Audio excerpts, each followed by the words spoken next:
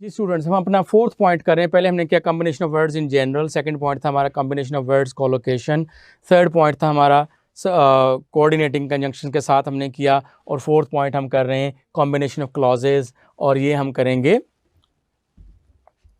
Conjunctions की मदद से, राइट। तो सबऑर्डिनेटिंग कंजंक्शंस किनको कहते हैं बेटा? कोऑर्डिनेटिंग तो टू इंडिपेंडेंट क्लॉजेस को ज्वाइन करते थे, सबऑर्डिनेटिंग कंजंक्शंस वो होंगे जो डिपेंडेंट क्लॉज को ज्वाइन करेगा। तो बेटा अब यहाँ पर ये देखेंगे आप कि कंजंक्शंस की टू टाइप्स हो गई। टू इंडिपेंडेंट थॉट्स को ज्वाइन करने वाला जो कंजंक्शन होगा वो आपका कोऑर्डिनेटिंग कंजंक्शन था। तो अब आपने देखा कंजंक्शन कोऑर्डिनेटिंग भी होता है और सबऑर्डिनेटिंग भी होता है। और कोऑर्डिनेटिंग में आपने फिर आगे चलकर देख लिया, आपने देखा कौन कौन से आपने देखे, क्यूमुलेटिव आपने देखे, उसके बाद आपने एडवर्सिटिव देखे, इसके बाद आपने ऑल्टरनेटिव देखे, ये सारे के सारे कोऑर्डिनेटिव के थे। और उसके बाद आपने इलेटिव देखे, ठीक है। उसके बाद फिर आपने क्या देखा? उसके बाद फिर आपने फैन बॉयज़ देखे, FAN फैन, BOYS। तो ये आप देखकर आ चुके हैं। उसके बाद जो बच गए हैं वो क्या हैं? सबऑर्डिनेटिंग, जो डिपेंडेंट क्लॉज के साथ लगते हैं। तो जब भी कोई सेंटेंस सबऑर्डिनेटिंग क्लॉज से शुरू होगा तो उसके साथ पंक्चुएशन मार्क कॉमा आएगा। ये देखिए मैंने रूल यहाँ पर बताया आपको कि कॉम्प्लेक्स सेंटेंसेस वो होते हैं जिनमें एक इंडिपेंडेंट क्लॉज होती है और एक डिपेंडेंट क्लॉज होती है, ठीक है। दोनों की दोनों कंप्लीट इंडिपेंडेंट क्लॉजेस नहीं होती। Complex sentences beginning with subordinating clauses are separated by comma. आपको बताने के लिए ये देखें, इफ से स्टार्ट होने वाला सेंटेंस, व्हेन, इफ से स्टार्ट होने वाला, व्हेन से स्टार्ट होने वाला, व्हाइल से स्टार्ट होने वाला, because, as, since, for, although, despite, in spite of, इन सब से स्टार्ट होने वाले सेंटेंसेस लाजमी तौर पर टू पार्ट्स पर कंसिस्ट करेंगे। एक पार्ट इंडिपेंडेंट होगा, दूसरा डिपेंडेंट होगा। तो दोनों के दरमियान पंक्चुएशन मार्क कॉमा आएगा। यहाँ पर आपने देख लिया, फॉर एग्जांपल इफ़ के साथ एक ये डिपेंडेंट क्लॉज होगी और ये वाली इंडिपेंडेंट क्लॉज होगी, कॉमा आएगा। व्हेन के साथ स्टार्ट होने वाले सेंटेंसेस में भी कॉमा आएगा। एग्जाम्पल देख लें, if you push the button, if के साथ जब सेंटेंस स्टार्ट हुआ तो यहाँ पर कॉमा आया। If you push the button someone will die, ठीक है। If you push the button someone will die, ये कंडीशनल सेंटेंस है। ये अगर इफ़ के साथ वर्ब की फर्स्ट फॉर्म हो तो कॉमा के बाद वाले हिस्से में शैल, विल और वर्ब की फर्स्ट फॉर्म आएगी। मेरा अगला पॉइंट कंडीशनल सेंटेंसेस ही होगा। इसके बाद व्हेन द फोन रैंग, आपने देखा कि व्हेन के साथ जब कोई सेंटेंस स्टार्ट हुआ, मैंने कहा इफ़ से स्टार्ट हो या व्हेन से स्टार्ट हो तो सेंटेंस टू क्लॉजेस पर कंसिस्ट करेगा। ये आपकी एक क्लॉज हुई, और दोनों क्लॉजेस को सेपरेट करने के लिए पंक्चुएशन मार्क कॉमा आएगा, लाइक दिस, ठीक है जी। अब मैं बता रहा हूँ आपको, बिफोर से अगर सेंटेंस स्टार्ट हो, सेंटेंस टू पार्ट्स पर कंसिस्ट करेगा। मैंने ये कहा कि बिफोर से स्टार्ट होने वाले सेंटेंसेस, ये बिफोर से स्टार्ट होने वाला सेंटेंस टू क्लॉजेस पर कंसिस्ट करेगा। एक क्लॉज इससे पहले होगी और एक क्लॉज इसके बाद में होगी, और दोनों क्लॉजेस को सेपरेट करने के लिए पंक्चुएशन मार्क कॉमा आएगा। For example, before chips could walk, comma, they considered themselves engaged. इसी तरीके से ऑल्दो से स्टार्ट होने वाले सेंटेंसेस लाजमी तौर पर टू पार्ट्स पर होंगे। ये देखें, ऑल्दो से सेंटेंस स्टार्ट हुआ, एक क्लॉज आपके पास ये हुई, ये ऑल्दो से स्टार्ट होने वाला सेंटेंस, एक क्लॉज आपके पास ये हुई, और दूसरी क्लॉज आपके पास ये हुई, और दोनों को सेपरेट करने के लिए पंक्चुएशन मार्क कॉमा, ये कॉमा हुआ, ठीक है। तो मैंने कहा कि ऑल्दो से स्टार्ट होने वाले सेंटेंसेस टू क्लॉजेस पर कंसिस्ट करते हैं, टू क्लॉजेस को सेपरेट करने के लिए पंक्चुएशन मार्क कॉमा आता है, राइट। नेक्स्ट देखेंगे, बिकॉज भी सबऑर्डिनेटिंग कंजंक्शन है और सिंस भी सबऑर्डिनेटिंग कंजंक्शन है। बिकॉज हो, सिंस हो, एज हो, फॉर हो, चारों के चारों रीज़न शो करते हैं। मैंने कहा कि ये देखें, ये बिकॉज है। इट वॉज सो सिंपल, ये एक क्लॉज है। इट वॉज वेरी वैल्यूएबल, ये दूसरी क्लॉज है। मेरा रूल क्या है कि बिकॉज से स्टार्ट होने वाले सेंटेंसेस लाजमी तौर पर टू क्लॉजेस पर कंसिस्ट करते हैं, और टू क्लॉजेस को सेपरेट करने के लिए पंक्चुएशन मार्क कॉमा आता है। इसी तरीके से मैंने कहा कि सिंस एक सबऑर्डिनेटिंग कंजंक्शंस हैं और मैं कह रहा हूँ कि सबऑर्डिनेटिंग कंजंक्शन से स्टार्ट होने वाले सेंटेंसेस, सिंस एक सबऑर्डिनेटिंग कंजंक्शन है, सिंस से स्टार्ट होने वाले सेंटेंसेस लाजमी तौर पर टू क्लॉजेज़ पर मुश्तमिल होते हैं। दोनों क्लॉजेज़ को सेपरेट करने के लिए पंक्चुएशन मार्क कॉमा आता है। ये देखिए मैंने कॉमा से नीचे ये ड्रॉप किया, ये चूँकि एक क्लॉज थी, ये चूँकि दूसरी क्लॉज थी, तो इस तरह से मैं आपको एक्सप्लेन करता जा रहा हूँ। तो मैंने आपसे अभी तक यूज़ किया इफ़ के साथ, बिकॉज के साथ, सिंस के साथ। आगे देखें फॉर और एज, सिंस, बिकॉज, एज और फॉर। मैंने ये कहा कि फॉर एक सबऑर्डिनेटिंग कंजंक्शन है, ठीक है। जब भी कोई सेंटेंस सबऑर्डिनेटिंग कंजंक्शन से शुरू होगा, it must consist of two clauses. एक ये क्लॉज है आपकी और दूसरी ये क्लॉज है आपकी, and these two clauses must be separated by punctuation mark comma. ये आपके पास कॉमा हुआ। इसी तरीके से मैंने कहा एज एक सबऑर्डिनेटिंग कंजंक्शन है। जब भी कोई सेंटेंस सबऑर्डिनेटिंग कंजंक्शन स्टार्ट होगा, कम अज़ कम वो टू क्लॉजेस पर ज़रूर कंसिस्ट करेगा। एक क्लॉज आपके पास ये है और दूसरी क्लॉज आपके पास ये है, और ये दोनों क्लॉजेज सेपरेट होनी चाहिए पंक्चुएशन मार्क कॉमा के साथ। ये कॉमा है। ऑलराइट जी, रूल क्या है? Use A complete clause after a subordinating conjunction although. Although में और डिस्पाइट में फ़र्क बता रहा हूँ। डिस्पाइट एक प्रेपोजिशन है और ऑल्दो एक कंजंक्शन है, ठीक है। डिस्पाइट एक प्रेपोजिशन भी है, यूँ कह लें आपको। तो बताना असल में ये चाह रहा हूँ कि ऑल्दो के बाद कंप्लीट थॉट आएगी, क्लॉज आएगी। क्या मतलब? सब्जेक्ट अलग, सब्जेक्ट भी होगा और वर्ब यानी कि प्रेडिकेट भी होगा, राइट। यूज़ ए फ्रेज आफ्टर प्रेपोजिशन, ये मैं आपको पीछे भी पढ़ा के आ चुका हूँ कॉम्बिनेशन ऑफ वर्ड्स में। अब मैं थोड़ा सा आइडिया आपको दे दूं कि क्लॉज क्या होती है, फ्रेज क्या होती है। बेसिक यूनिट है वर्ड। फॉर एग्जांपल डॉग्स एक वर्ड है। मेरा क्वेश्चन है हु डॉग्स, तो हु का जवाब देने वाला वर्ड सब्जेक्ट होता है। पहले वाले में डॉग सब्जेक्ट हो गया। बार्क दूसरे वाले एग्जांपल में बार्क वर्ब हो गया, राइट। तो मैं ये कह रहा हूँ एट नाइट, ना ये सब्जेक्ट है ना ये वर्ब है। इसमें देखें dogs bark at night, dogs subject है और बार्क वर्ब है। तो मैं ये कह रहा हूँ कि फ्रेज क्या होती है? Phrase is an incomplete part of sentence. Incomplete से मुराद क्या है? जिसमें सब्जेक्ट तो हो लेकिन वर्ब मिसिंग हो, दैट इज कॉल्ड फ्रेज। अब bark is also an incomplete part of sentence, ये भी फ्रेज है। क्यों? ऐसा इनकम्प्लीट पार्ट ऑफ सेंटेंस जिसमें वर्ब तो हो लेकिन जिसमें सब्जेक्ट मिसिंग हो, उसको आप फ्रेज कहते हैं। अच्छा, एट नाइट में क्या है? जिसमें ना तो सब्जेक्ट है, सब्जेक्ट भी मिसिंग है और वर्ब भी मिसिंग है। तो ऐसा इनकम्प्लीट पार्ट जिसमें सब्जेक्ट तो हो लेकिन वर्ब मिसिंग हो, उसको आप फ्रेज कहते हैं। ऐसा इनकम्प्लीट पार्ट सेंटेंस जिसमें वर्ब तो हो लेकिन सब्जेक्ट मिसिंग हो, उसे भी आप फ्रेज कहते हैं। ऐसा इनकम्प्लीट पार्ट ऑफ सेंटेंस जिसमें सब्जेक्ट भी और वर्ब भी दोनों मिसिंग हो, उसे भी फ्रेज कहते हैं। तो फ्रेज में एक कंप्लीट बात क्या हुई, एक कॉमन बात क्या हुई? Phrase is an incomplete part of sentence. Incomplete कितने लिहाज से? इनकम्प्लीट सब्जेक्ट के लिहाज से, इनकम्प्लीट वर्ब के लिहाज से, इनकम्प्लीट सब्जेक्ट और वर्ब दोनों के लिहाज से।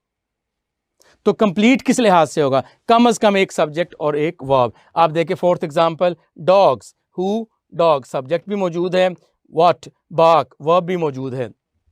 तो ऐसा पार्ट ऑफ सेंटेंस जिसमें कम अज कम, ज़्यादा से ज़्यादा 1000 हो, कम अज कम एक सब्जेक्ट हो और कम अज कम एक वर्ब हो, उसे क्लॉज कहते हैं। So clause is a complete part of sentence.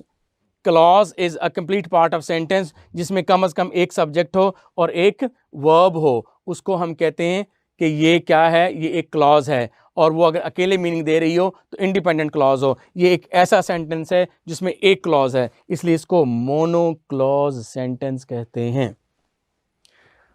Anyways, ये तो आपको मैंने एक एडिशनल बात बताई।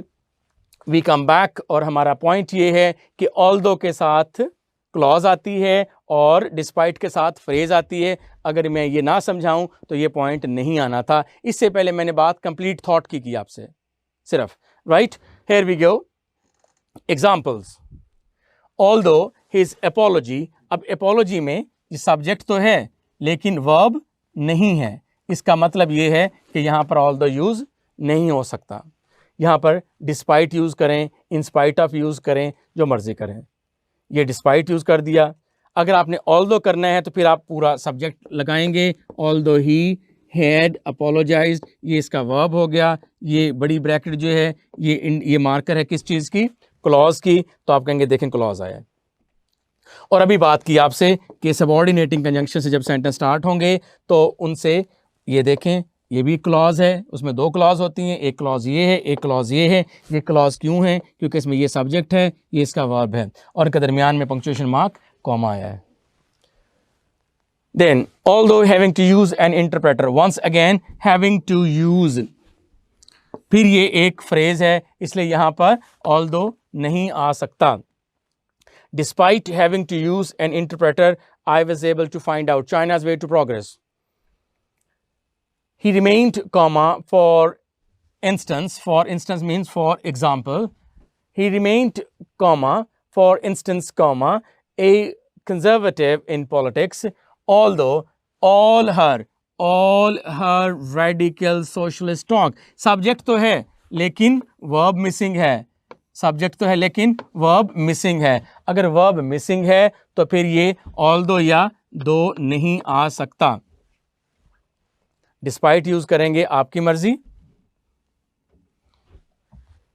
और इन स्पाइट ऑफ यूज करें आपकी मर्जी। Then we were all quiet apparently. Additional remarks को start भी कॉमर्स करते हैं, end भी कॉमर्स करते हैं। Thinking of that, despite no one had, no one आपके पास है बेटा सब्जेक्ट, और had as yet ये आपके पास हो गया वर्ब, तो प्रेडिकेट कंप्लीट थॉट हो गई, इसलिए डिस्पाइट नहीं आ सकता यहां पर, दो या ऑल दो यूज करेंगे, ये आ गया। ठीक है। Question number 4, despite the watch was so fine. अब आपने देखा कि द वॉच ये सब्जेक्ट है, वॉज सो फाइन ये वर्ब है, combination of subject and verb is called clause, और डिस्पाइट जो है ये किसके साथ आती है? फ्रेज के साथ आती है, लिहाजा डिस्पाइट नहीं आना चाहिए। क्या आना चाहिए? दो या ऑल दो, दो या ऑल दो, आपने देखा यहां पर ये आया। दो the watch was so fine, comma, और फिर बताया आपको सबऑर्डिनेटिंग कंजंक्शन स्टार्ट होने वाले सेंटेंसेस में टू क्लॉजेज होती हैं, एक क्लॉज ये है और दूसरी क्लॉज ये सारी की सारी ये है, और टू क्लॉजेज को सेपरेट करने के लिए पंक्चुएशन मार्क कॉमा आता है, अभी बात हुई है।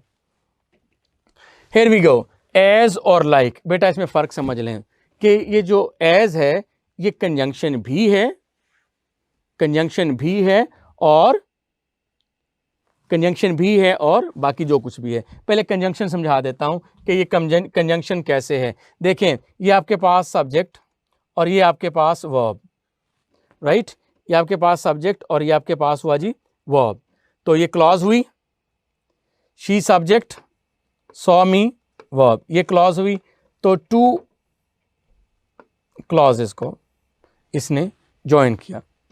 ठीक है, ये वैन की सेंस में आया है, तो ये हुआ जी कंजंक्शन। ठीक है, वैन इसका मतलब है जब, एज का मतलब यहां पर वैन है, जैसे नहीं है, जब है, टाइम के लिए, वैन के लिए। इसके अलावा प्रेपोजिशन है, प्रेपोजिशन अगर है तो उसके बाद देखें phrase I worked as a teacher, अब ये किसी चीज को किसी चीज से ज्वाइन नहीं कर रहा है। ठीक है, एडवर्ब भी यही, is as tall, as tall, tall, taller, tallest, adjective, adjective की मीनिंग में ऐड करने वाला वर्ड एडवर्ब, तो ये एडवर्ब था। एनीवेज, बताना ये चाह रहा हूं कि एज का कोई एक नाम नहीं है। देखो, एक ही बच्चा होता है, क्लास में है तो वो स्टूडेंट है, घर में है तो वो बेटा है, और अगर मस्जिद में है तो वो नमाजी है, अगर काबा में है तो वो हाजी है।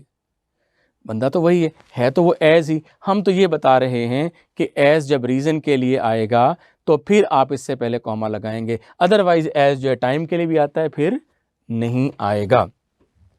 यहाँ पर देखिए अपना रूल, एज कंजंक्शन, मैं कहता हूँ बेटा एज ए टीचर, अब टीचर क्या है? नाउन, नाउन से पहले अगर एज है तो ये प्रेपोजिशन है। ठीक है, he is as tall as, adjective के साथ है तो ये एडवर्ब है। एज कंजंक्शन के तौर पर जब यूज होता है तो कनेक्ट टू क्लॉजेस को ज्वाइन कर देता है। ठीक है, ये क्लॉज आपने देख लिए। लाइक ए प्रेपोजिशन, बताने का मकसद ये है कि एज के बाद फ्रेज भी आ सकती है और क्लॉज भी, लेकिन लाइक के बाद कभी क्लॉज नहीं आ सकती. Like as a preposition shows sameness and is not used before a clause. Here lie your point. जैसे आपकी मर्जी, as you wish. अब ये as when के लिए नहीं आ रहा, जैसे ये यहाँ पर when के लिए आया था. As you wish, you subject है, wish verb है, तो as आएगा, यहाँ पर like नहीं आएगा. Like me, as me नहीं आएगा. Like me, like you, like this, like that. Here we go with the questions. He did like he was told. He subject. और मैंने अभी बताया कि combination of subject and verb is called a clause. और मैंने rule ये बताया कि clause से पहले कभी भी like नहीं आ सकता. क्या आएगा? as आएगा. इस तरह से. He did as he was told. She looks smart. अब देखें, her brother, ये क्लॉज नहीं है, एक ही वर्ड है, यहां पर as नहीं आएगा. क्या आएगा? like आएगा. एग्जाम क्वेश्चन देखेंगे अब आप. She felt unreal to the voice. She felt unreal. Clauses का आप देखें, ये she सब्जेक्ट हो गया और felt unreal ये इसका प्रेडिकेट हो गया. प्रेडिकेट वर्ब कोई कह लें आप. Combination of subject and predicate is called a clause. अच्छा, दूसरा पार्ट देखें इसका. द वॉइस, ये आपके पास सब्जेक्ट हुआ. Informed her of the Subway accident, ये आपका प्रेडिकेट हुआ, ये भी क्लॉज हो गई. अब इन टू क्लॉजेस का रिलेशनशिप इवेलुएट कर लें कि उसे रियल ना, शी फेल्ट अनरियल, उसे अनरियल लगा. कब? जब. अब टाइम के लिए वर्ड चाहिए आपको, ठीक है. अब टाइम के लिए टू तो नहीं आता वर्ड. हमने कहा ये भी एक क्लॉज है, इनको क्लॉजेस को अलग कर लें. She felt unreal, she felt unreal, ये क्लॉज है. हम कह रहे हैं उसको अनरियल लगा. कब? टाइम बताना है. जब आवाज ने उसको इन्फॉर्म किया सबवे एक्सीडेंट के लिए. अब टाइम के लिए आपको वर्ड यूज करना है. टाइम के लिए दैट का वर्ड तो यूज नहीं होता. टाइम के लिए फॉर का तो नहीं होता, ये तो रीजन के लिए होता है. टाइम के लिए एज यानी व्हेन के तौर पर यूज हो सकता है. ये देखें, ठीक है. आगे देखें. Textual support. He had never met anyone, ये क्लॉज तो नहीं है. हमने कहा कि एज तो इस तरह के मीनिंग में क्लॉज के साथ आता है. अगर क्लॉज नहीं है तो फिर क्या आना चाहिए था यहाँ पर? तो फिर यहाँ पर आप कहते हैं कि यहाँ पर क्लॉज नहीं आ सकती. ये यहाँ पर फिर क्या आएगा? लाइक. एज नहीं आ सकता, यहाँ पर लाइक आएगा. So this one is wrong, this one is right. Here we go. Like doctors often do. Doctors आपके पास सब्जेक्ट है, ऑफन डू आपके पास वर्ब है. सब्जेक्ट और वर्ब क्लॉज होती है. इंडिपेंडेंट क्लॉज के बाद पंक्चुएशन मार्क कॉमा आ गया तो लाइक नहीं आ सकता, यहाँ पर एज आएगा. As doctors often do comma I took a trial shot at it as a point of departure. Third question. Anything grown in new grounds like this. अब ये दिस जो है ये एक वर्ड है, एक वर्ड के साथ एज नहीं आता, एक वर्ड के साथ लाइक आता है. दोबारा पढ़ता हूं. Anything grown in the new ground, कोई भी चीज जो इस तरह की नई जमीन में उगाई जाती, इस तरह की, जैसे लाइक आएगा. Like this has a better flavour. Next. The मेजाई कॉमा लाइक यू नो. अब ये नो वर्ब है, यू सब्जेक्ट है. सब्जेक्ट और वर्ब क्या हुआ? क्लॉज हुआ. क्लॉज से पहले इन मीनिंग में लाइक नहीं आ सकता, एज आता है. एज यू नो आपने अक्सर सुना होगा. As you know, like you know तो नहीं होता ना. वो स्पोकन में इनफॉर्मल इंग्लिश में लोग बोल लेते हैं. अदरवाइज ग्रामेटिकली एग्जाम में एग्जाम टेस्टिंग एजेंसीज यही यूज करती हैं. Fifth one is the big leaves fell. कैसे? Like yellow rain. Yellow rain जो है, येलो रेन ड्रॉप्स जो हैं, ये नाउन है, नाउन फ्रेज है, ठीक है. ये फ्रेज है इसलिए एज नहीं होगा, लाइक होगा. The big leaves fell like yellow rain drops to the ground, fall to the ground. Question number 6. She glared at the cotton अब उसके बाद देखें, ये शी सब्जेक्ट है, अनलॉक्ड आपके पास वर्ब है, combination of subject and verb is called a clause. तो जब क्लॉज मौजूद हो तो फिर आप लाइक यूज नहीं करते, फिर आप एज यूज करते हैं। ठीक है जी। Locusts were going to be bad weather. Is it a clause? No, it is not a clause. जब ये clause नहीं है, clause कैसे पहचानते बता चुका हूं, तो आप यहां पर as की बजाय like यूज करेंगे। सारे sentences आपकी टेक्स्ट से हैं, इसमें ये कहने की जरूरत नहीं कि मुझे समझ नहीं आया। पास्ट पेपर का क्वेश्चन दोबारा देखेंगे जी। As she said, just like she said, आपने सिर्फ ये देख लेना है, ये she सब्जेक्ट है और ये वर्ब है। सब्जेक्ट और वर्ब क्या होता है बेटा? सब्जेक्ट और वर्ब होता है क्लॉज। इसका मतलब ये है क्लॉज में एज तो आ सकता है लेकिन लाइक नहीं आ सकता, और लाइक नहीं आ सकता, ये इसलिए रॉन्ग आ गया। ठीक है, और एज और लाइक दोनों इकट्ठे भी नहीं आ सकते। सेंटेंस हमने पढ़ा ही नहीं अभी, ये भी नहीं आ सकता। इस सेंटेंस में लाइक नहीं आ सकता, उसकी रीजन बता चुका हूं कि ये क्लॉज है, एज आ सकता है, ये आंसर बच गया। तो जब आप एक काम में एक्सपर्टीज हासिल कर लेते हैं तो चीजों को, सेंटेंस चाहे जितना लंबा था, मैंने तो पढ़ा ही नहीं है सेंटेंस, ये दोबारा देख लें।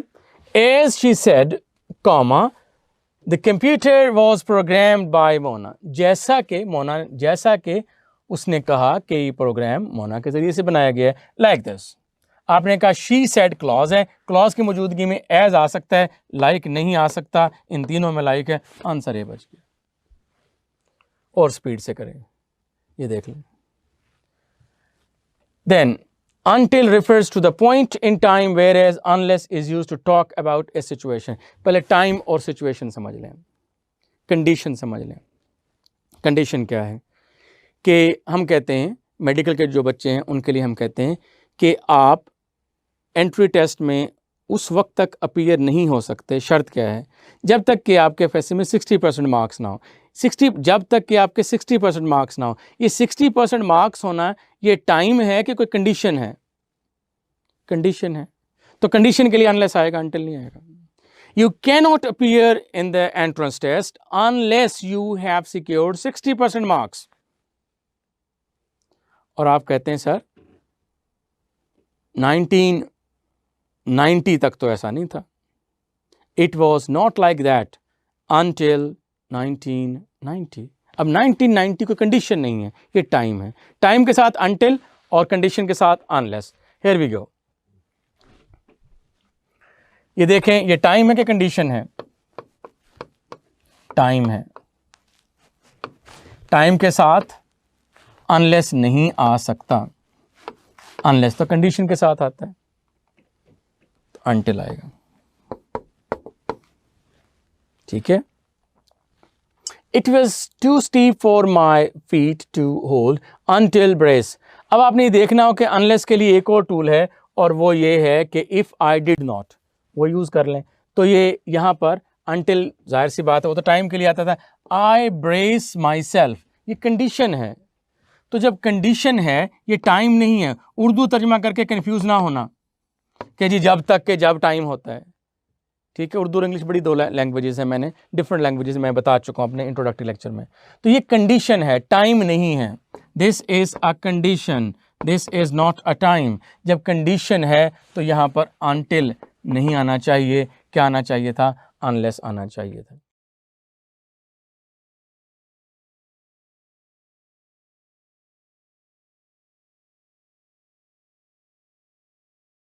जी स्टूडेंट्स, हमारा जो नेक्स्ट पॉइंट है वो है आपके पास, आप देख रहे हैं कि complex sentence, conditional sentences. Conditional sentences क्या होते हैं? इसमें सेंटेंस आपका एटलीस्ट 2 क्लॉजेज पर कंसिस्ट करता है, और इन 2 जो क्लॉजेज हैं इनको सेपरेट करने के लिए आप पंक्चुएशन मार्क यूज़ करते हैं। सबसे पहले मैं आपके साथ ये बात डिस्कस करूंगा कि कंडीशनल सेंटेंसेस में जो 2 क्लॉजेज होता है उनका आपस में को रिलेशनशिप क्या होता है, नेचर ऑफ रिलेशनशिप क्या होती है। ठीक है, तो कॉम्प्लेक्स सेंटेंस ऐसा सेंटेंस होता है जिसमें एक इंडिपेंडेंट क्लॉज होती है और एक डिपेंडेंट क्लॉज होती है।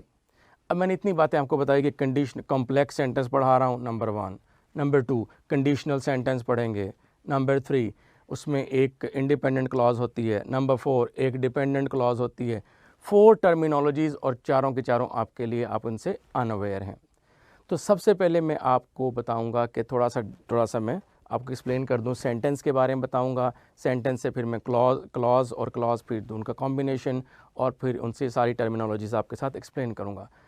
सबसे पहले मैं आपको बताता हूं यहाँ पर सेंटेंस के बारे में। राइट बेटा, बात ये है कि जो सेंटेंस आपका होता है,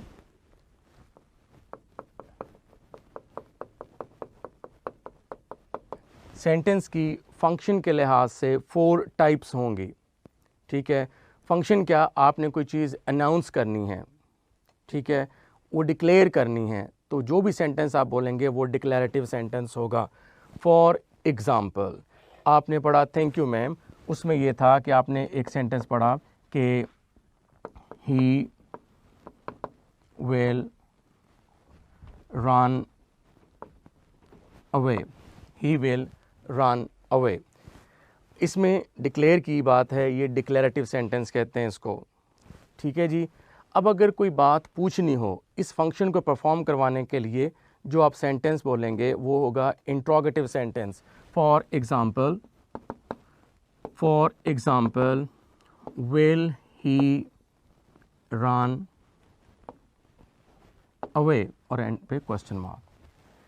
इसी तरीके से अगर आपने कोई सजेशन देनी हो, ठीक है, कोई काम करने के लिए कहना हो, किसी काम के करने का हुक्म देना हो, किसी काम के करने से रोकना हो, तो जब आपने कोई काम करने के लिए कहना है या कोई सजेशन देनी है, उसके लिए जो सेंटेंस होगा वो इम्पेरेटिव होगा। That will be imperative.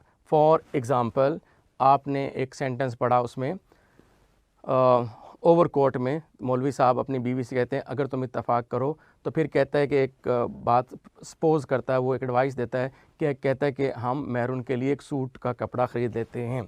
Third type का सेंटेंस ये हुआ कि let us buy a piece of cloth for Mehran's suit. ठीक है, इसी तरीके से जब आपने कोई एक्सक्लेम करनी हो, कोई चीज़ सडन एक्सप्रेशन करना हो, तो फिर आप यूज़ करते हैं, जो सेंटेंस यूज़ करेंगे उसको एक्सक्लेमेटरी सेंटेंस कहेंगे। For example what an idea it will be, what an idea it will be। तो बेटा फंक्शन के लिहाज से आपके पास 4 टाइप के सेंटेंसेस हुए। डिक्लेरेटिव सेंटेंस जिसमें आप कोई बात डिक्लेयर करते हैं, इंट्रोगेटिव सेंटेंस जिसमें आप कोई बात पूछते हैं और सजेस्ट करना, उसको इम्पेरेटिव सेंटेंस, कोई काम करने का कहना, इम्पेरेटिव सेंटेंस जिसमें आप सडन एक्सप्रेशन फील करेंगे, उसको आप क्या कहेंगे, एक्सक्लेमेटरी सेंटेंस। फंक्शन के लिहाज से आपके पास 4 सेंटेंसेस हुए। तो ये सारे के सारे सेंटेंसेस आप देख रहे हैं, ये अकेले अपने मीनिंग्स दे सकते हैं। इनके मीनिंग को मुकम्मल करने के लिए किसी और सेंटेंस के पार्ट की ज़रूरत नहीं है। तो ये सारे के सारे जो सेंटेंसेस के ये जब सेंटेंस में यूज़ होंगे, पार्ट ऑफ सेंटेंस होंगे, तो इनके 2 नाम होंगे। पहली बात, इनका नाम होगा क्लॉज। जिस तरह से आपके पास वर्ड है एक गाड़ी, ठीक है, अब ये एक होलोनिम है, मजमूई लफ्ज़ है। अब गाड़ी की अब आप कहेंगे कल्टस, सुजुकी, ये इसकी आगे टाइप्स हैं। मेन वर्ड अब आपके पास हो गया जी क्लॉज, के पार्ट ऑफ सेंटेंस है, तो ये है क्लॉज। अब ये अकेले अपने मीनिंग दे सकता है, किसी पे डिपेंड नहीं करता, इसलिए इन सब को कहेंगे इंडिपेंडेंट क्लॉज। और इंडिपेंडेंट के अलावा आप इनको मेन क्लॉजेस भी कह सकते हैं, इंडिपेंडेंट और मेन क्लॉज।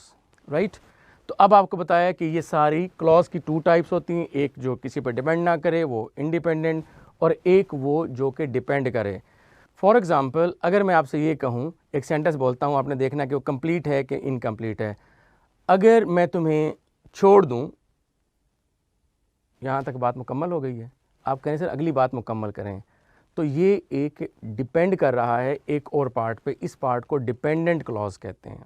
ठीक है, अच्छा जी, तो एक क्लॉज की 2 टाइप्स हुई, एक इंडिपेंडेंट और एक डिपेंडेंट। जैसे मैंने कहा कि तुम दौड़ जाओगे वो दौड़ जाएगा, ये कंप्लीट सेंटेंस है, कंप्लीट क्लॉज है, इसको इंडिपेंडेंट क्लॉज कहते हैं। लेकिन अगर मैं अलग से एक सेंटेंस बोलूँ, अगर मैं तुम्हें छोड़ दूँ, तो यहाँ पर सेंटेंस या रोक लूँ, तो फिर आप कहेंगे सर ये बात पूरी नहीं हुई। क्लॉज तो पूरी होगी लेकिन बात पूरी नहीं हुई, इसको हम कहते हैं dependent clause. Anyways, getting back to our topic, हमारा टॉपिक है जी, क्या टॉपिक है हमारा? Conditional sentence. कंडीशनल सेंटेंस में कितनी क्लॉजेज होंगी? 2 क्लॉजेज होंगी। एक मेन क्लॉज होगी, ठीक है, और एक वो होगी जिसमें आप कोई शर्त आयद करेंगे, कोई शर्त आयद करेंगे, उस शर्त वाले हिस्से को आप कंडीशन कहेंगे, ठीक है। जिस तरह से आपने एक सेंटेंस सुना होगा कि अगर तुम मेहनत करोगे तो पास हो जाओगे। अब ये वाला पार्ट जो है ना, अगर तुम मेहनत करोगे, तो ये जो है ये आपका कंडीशनल सेंटेंस है, कंडीशनल क्लॉज है। तुम पास हो जाओगे वो उसका मेन पार्ट है, उसका रिजल्टेंट क्लॉज है, राइट। तो इस तरह से कंडीशनल सेंटेंसेस में कितने हिस्से होते हैं? 2 हिस्से होते हैं। एक हिस्से में कोई कंडीशन लगाई जाती है और दूसरे हिस्से में उसका कोई इफ़ेक्ट आता है। तो इस तरह से यूँ हम कंडीशनल सेंटेंसेस पढ़ने जा रहे हैं, राइट। कंडीशनल सेंटेंसेस में अब मैं आपको बताता हूँ, जो फर्स्ट टाइप होगी वो ये है कि आप पहली वाली क्लॉज देखें, ही विल रन अवे। इसको अगर मैं इससे पहले एक सेंटेंस लिखूँ, if she turns him loose. अब आप ये देखें कि ये वाला part, if she turns him loose, ये कंडीशनल क्लॉज है और रिजल्ट क्या निकलेगा कि ही विल रन अवे। इस तरह के सेंटेंसेस को हम कंडीशनल सेंटेंसेस कहते हैं। If she turns him loose, he will run away. अगर वो उसे ढीला छोड़ेगी तो वो भाग जाएगा। ये कंडीशनल सेंटेंस की फर्स्ट टाइप हुई, राइट। इसी तरीके से आप इसको यूं भी कह सकते हैं कि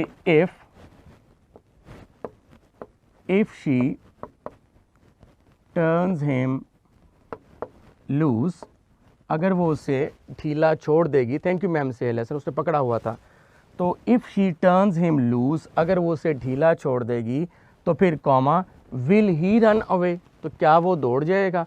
समझाना ये चाह रहा हूँ, ये जो मेन क्लॉज है ये अफर्मेटिव, ये आपका डिक्लेरेटिव भी हो सकता है, ये आपका इंट्रोगेटिव भी हो सकता है, ठीक है, और ये आपका इम्पेरेटिव भी हो सकता है। जिस तरह से मौलवी अबुल कहता था कि अगर तुम इत्तफाक करो, if you agree comma let us buy a piece of cloth for maroon suit. तो बता आपको ये रहा हूँ कि इस तरह से कंडीशनल सेंटेंसेस क्या होते हैं, जिनमें एक पार्ट में किसी काम के शर्त आयद की जाती है और दूसरे पार्ट में उसका रिज़ल्ट बताया जाता है, ठीक है। आसान एग्जांपल वो थी कि अगर तुम मेहनत करोगे तो पास हो जाओगे, if you work hard you will succeed, right. Topic start करते हैं हम। कंडीशनल टाइप 1 हम बात कर रहे थे और इसमें हम कंडीशनल क्लॉज की बात कर रहे हैं। उर्दू में आपको लगेगा कि दोनों के दोनों पार्ट्स जो हैं वो फ्यूचर में हैं। जिस तरह से मैंने बात की, अगर वो मेहनत करेगा, फ्यूचर लग रहा है, तो वो पास हो जाएगा, ये भी फ्यूचर लग रहा है। तो उर्दू में दोनों के दोनों पार्ट्स आपके फ्यूचर में लग रहे हैं, लेकिन इंग्लिश में use of double future will be wrong. जो फ़िक्रा उर्दू में आपको लगा कि अगर वो मेहनत करेगा तो वो पास हो जाएगा, इसको जब आप इंग्लिश में ट्रांसलेट करेंगे तो जो आप मेरा लेक्चर आपने सुना होगा जनरल इंट्रोडक्शन ग्रामर का, उसमें मैंने पहली रीज़न बताई थी कि मिस्टेक की जो पहली वजह है वो हमारी मदर टंग इंटरफेरेंस है, उर्दू ज़बान से तर्जमा। उर्दू और इंग्लिश बता चुका हूँ, दो इतने ही हेट्रोजेनस लैंग्वेजेस हैं जितनी कि ग्रीन और रेड कलर है। एक अलमारी में अगर आप 2 रंग के पर्दे लगाते हैं, एक पे ग्रीन लगाते हैं, एक पे रेड लगाते हैं, लाइट बाहर से एक ही आ रही है, लेकिन कमरे के अंदर ग्रीन कर्टन से ग्रीन लाइट आएगी और रेड से रेड आएगी। It is one of the impossible things कि दोनों पर्दों से एक ही कलर की लाइट रिफ्लेक्ट हो। It is impossible. ऐसे ही है बेटा कि ये भी पॉसिबल नहीं है कि जो उर्दू के टेंसेस हों, अगर वो मेहनत करेगा तो वो पास हो जाएगा। इंग्लिश में भी अगर आप इनको दोनों के फ्यूचर में करेंगे तो रॉन्ग हो जाएगा। तो करेक्ट क्या होगा? और एक और बात है कि इंग्लिश से उर्दू से जब आप इंग्लिश में जाएंगे तो ओमिशन कमीशन मिस्टेक बता चुका हूँ, उर्दू में कुछ वर्ड्स मौजूद होंगे, अगर वो मेहनत करेगा तो वो पास हो जाएगा। इंग्लिश में ही जो तो होगा इसके जगह पे कॉमा आएगा, देन नहीं आएगा, राइट। तो मैंने बात की आपके साथ कि कंडीशनल सेंटेंस जिसके दोनों पार्ट्स आपको फ्यूचर में लगें, अगर वो मेहनत करेगा तो वो पास हो जाएगा। उसका इंग्लिश स्ट्रक्चर क्या है? उसका इंग्लिश स्ट्रक्चर ये है कि इफ़ के साथ सब्जेक्ट और plus first form of verb, and in case of need addition of S और E S to the first form of verb. Addition to आएगा, उर्दू में कहते हैं ना फर्स्ट फॉर्म की के साथ एस और ई एस का इजाफा, तो आप ट्रांसलेट कर देंगे एडिशन ऑफ एस और E S with the first form of verb, वो रॉन्ग हो जाएगा। तो ये मैं डिफरेंस बता रहा हूँ इंग्लिश और उर्दू लैंग्वेज के, कि वर्ब की फर्स्ट फॉर्म के साथ एस और ई एस का इजाफा, एडिशन ऑफ एस और E S to the first form of verb, addition to होता है। ये मदर टंग इंटरफेरेंस की वजह से हुई।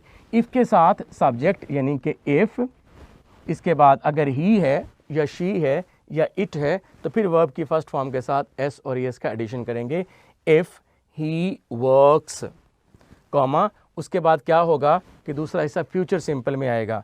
फ्यूचर सिंपल मीन्स आप सब्जेक्ट लगाएंगे, if he works hard, comma, he will pass the exam.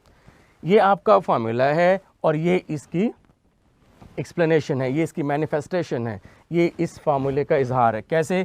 कि देखो कि अगर वो मेहनत करेगा तो पास हो जाएगा। आपको आसान एग्जांपल इसलिए दे रहा हूँ कि फार्मूला आपको रटवा दूँ। ये देखें, ये आपका थैंक यू मैम से सेंटेंस अभी थोड़ी देर पहले लिख के दिया। If she turns him loose, अगर वो उसे ढीला छोड़ देगी तो फिर क्या होगा कि विल ही रन अवे। अब विल क्या है? विल आपका सब्जेक्ट है, हेल्पिंग वर्ब है, ठीक है, और इसके साथ ही आपका ही क्या है? सब्जेक्ट है, इंट्रोगेटिव होगा। विल ही रन अवे, तो आपने देखा कि ही शी इट या कोई सिंगुलर नाउन हो तो उसके साथ जो वर्ब की फर्स्ट फॉर्म आएगी उसके साथ आपने एस का एडिशन किया। तो वो पूछता है कि अगर वो उसको ढीला छोड़ देगी तो क्या वो दौड़ जाएगा? उर्दू में ऐसे था, इंग्लिश में आपने किया if she turns him loose will he run away. तो ये आपका फार्मूला था, इस फार्मूले के अकॉर्डिंगली हमने ये सेंटेंस बना दिया। Most important thing out of this कि ये जो फार्मूला है देखो मैथ्स आपने मैट्रिक तक पढ़ी है, ये स्लाइड चेंजर है और ये पेन लिखने राइटिंग पेन है सपोज, तो ये आइटम्स हैं दो, ये राइटिंग पेन है और ये आपके पास स्लाइड चेंजर है। देखें नाउ अगेन ये पेन राइटिंग पेन है और ये स्लाइड चेंजर है। आइटम के लिहाज से जब चीज़ों को देखते हैं तो कॉम्बिनेशन कहलाता है। इसको मैं यूं करूं, राइट साइड पे मेरे लिहाज से राइट साइड पे स्लाइड चेंजर है, लेफ़्ट पे पेन है। अब मेरे लिहाज से राइट पे पेन है, लेफ़्ट पे स्लाइड चेंजर, इन दोनों में कोई फ़र्क नहीं पड़ा। तो इसलिए आप यूं समझ लें कि ये स्लाइड चेंजर है और ये राइटिंग पेन है। तो पहले वाला हिस्सा प्रेजेंट में है, if she turns him loose, दूसरे वाला फ्यूचर में है, विल ही रन अवे। अब मैं इसको अगर यूं लेकर आऊँगा, इसको पूरे को यहाँ लेकर आऊँगा और इसको पूरे को यहाँ लेकर जाऊँगा तो इसमें चेंज नहीं आनी, फिर ये आएगा will he run away, comma, if she turns him loose. Is that clear? तो हम इसको जब इन्वर्स करेंगे, if she turns him loose, comma, will he run away, तो ये बन जाएगा will he run away if she turns him loose. हम ग्रामर के लिहाज से जो हमारे एग्जाम में क्वेश्चन आते हैं उनके लिहाज से फिर हम ये करेंगे कि जब हमने इसकी ऑर्डर इन्वर्स की तो चीज़ों को आइटम के लिहाज से जब देखते हैं ना तो उसको मैथमेटिक्स में कहते हैं कॉम्बिनेशन। जब आप उनको तरतीब के लिहाज से देखते हैं, ऑर्डर के लिहाज से देखते हैं, उनको कहते हैं परमुटेशन। तो यहाँ पे इसकी जो परमुटेशन है उसके लिहाज से आइटम्स की जो कॉम्बिनेशन है, जो उनकी फॉर्मेशन है, जो उनकी कंस्ट्रक्शन है, उस पर कोई फ़र्क नहीं पड़ेगा। अब आपने देखा कि will he run away if she turns him loose, तो इफ़ अगर दरमियान में आएगा तो फिर इससे पहले पंक्चुएशन मार्क कॉमा नहीं आएगा। मेरे पिछले पॉइंट में मैंने बताया था कि इफ़ से स्टार्ट होने वाले तमाम सेंटेंसेस, व्हेन से स्टार्ट होने वाले तमाम सेंटेंसेस, व्हाइल से स्टार्ट होने वाले तमाम सेंटेंसेस, बिकॉज से स्टार्ट होने वाले तमाम sentences, as, because, for, since, although, despite, in spite of, इनमें से किसी भी एक वर्ड से स्टार्ट होने वाले sentences must comprise two parts and these two parts must be separated by punctuation mark, comma. Inversely अगर आप इसको देखेंगे, अगर ये वर्ड हमारा इफ़ वाला दरमियान में आया तो इस केस में हम सिर्फ यहाँ पर कॉमा नहीं लगाएंगे।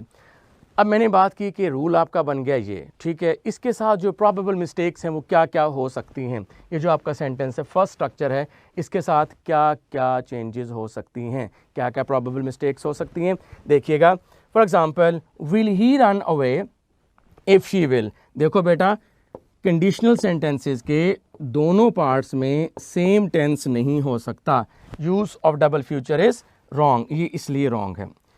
विल ही, देखो जब भी हेल्पिंग वर्ब आ जाए, विल, शैल, इंट्रोगेटिव सेंटेंसेस में वर्ब की फर्स्ट फॉर्म के साथ एस या एस का एडिशन नहीं होता।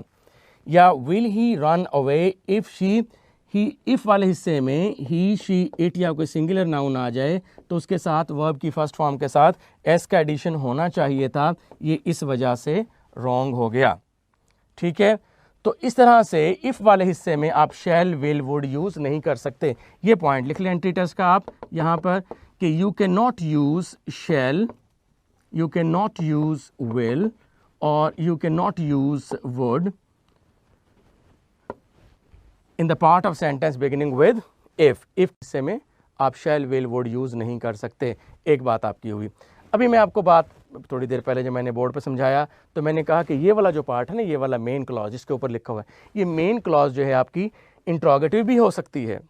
जैसे ही सेंटेंस लिखा है मैंने, if she turns him loose will he run away, number 1 ये कंडीशनल है। नंबर 2, कंडीशनल का नाम रखना है अपने इस क्लॉज की बेसिस पे। चूँकि ये डिक्लेरेटिव है तो ये आप कहेंगे, ये इंट्रोगेटिव है तो आप कहेंगे ये कैसा है जी, ये कंडीशनल इम्पेरेटिव सेंटेंस है, ठीक है। आगे इसके और एग्जाम्पल करवाऊंगा आपको। यहाँ पर देखिएगा, ये देखें नेक्स्ट सेंटेंस आपके पास है, नेक्स्ट फॉर्मूला आपके पास कि इफ़ के साथ सब्जेक्ट और first form of verb S और ई एस, तो फिर कॉमा के बाद वाले हिस्से में subject plus first form of verb.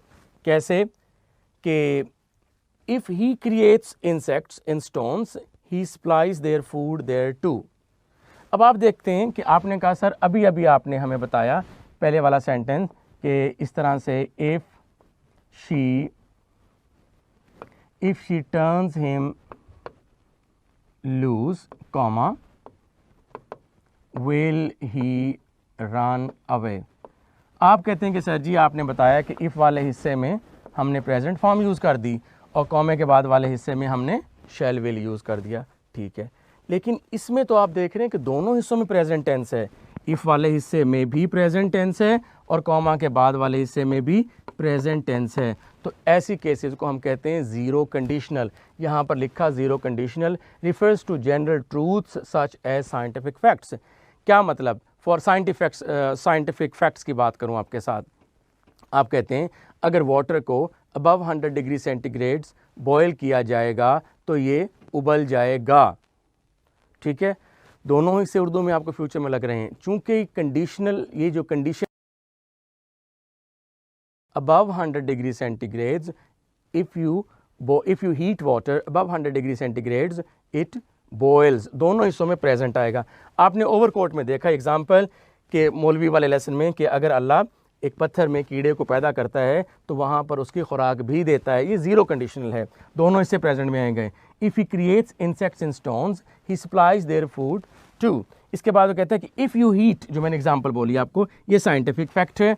If you heat water above 100 degree centigrade it boils. तो यहाँ पर दोनों के दोनों हिस्से आप देख रहे हैं ये प्रेजेंट में हैं। तो मैंने आपको एक कंडीशनल टाइप 1 करवाई, उसमें एक काम के होने के लिए दूसरे काम की शर्त है। आपका लेसन याद करें बटन, उसमें वो कहता है कि जो मिस्टर स्टूवर्ड होता है वो आके कहता है कि अगर आप बटन दबाओगे तो कहीं पर कोई मर जाएगा। तो शर्त क्या है, अगर तुम बटन दबाओगे, if you push the button, ये प्रेजेंट टेंस है, कहीं कोई मर जाएगा, समवन विल डाई, ये फ्यूचर है। तो बिल्कुल वो कंडीशनल टाइप 1 थी। अब ये ज़ीरो कंडीशनल है, इसमें दोनों हिस्सों में प्रेजेंट होगा। जितने भी साइंटिफिक ट्रूथ्स हैं आपकी, ठीक है, वो सारी की सारी इनमें दोनों हिस्से प्रेजेंट में ही आएंगे, राइट। ये आपके पास ज़ीरो कंडीशनल हुआ जी। इसको इसकी टर्म देख लेंगे। हमारे पास इसका जो नेक्स्ट पॉइंट है वो एक और चीज़ जो मैंने जहाँ से स्टार्ट किया टॉपिक, और वो ये था, ये मैंने आपको बता दिया कि if you feel inclined sleep again. If you feel inclined, mister chip से है, इफ़ यू फील, इफ़ वाला हिस्सा प्रेजेंट टेंस में है, वर्ब की फर्स्ट फॉर्म, तो फिर दूसरे वाला इम्पेरेटिव आ गया, तो ये कंडीशनल तो है, लेकिन कंडीशनल का नाम क्या हुआ, ये इम्पेरेटिव, कंडीशनल इम्पेरेटिव। अच्छा, फिर वो कहते हैं कि इफ़ वाले हिस्से में फर्स्ट फॉर्म ऑफ वर्ब आई, इफ़ यू अग्री, तो फिर क्या है, इम्पेरेटिव आया again, sleep, let us buy a piece of cloth for maroon suit. इसी तरीके से if we are to be interrupted, mister chips से है, जब वो लेसन पढ़ा रहा होता था, बाहर जो आवाज़ आती है गोलों की, तो मिस्टर चिप्स कहते हैं कि अगर हमने दुनिया से जाना ही है, if we are to be interrupted let us be found, employing ourselves in something appropriate, right?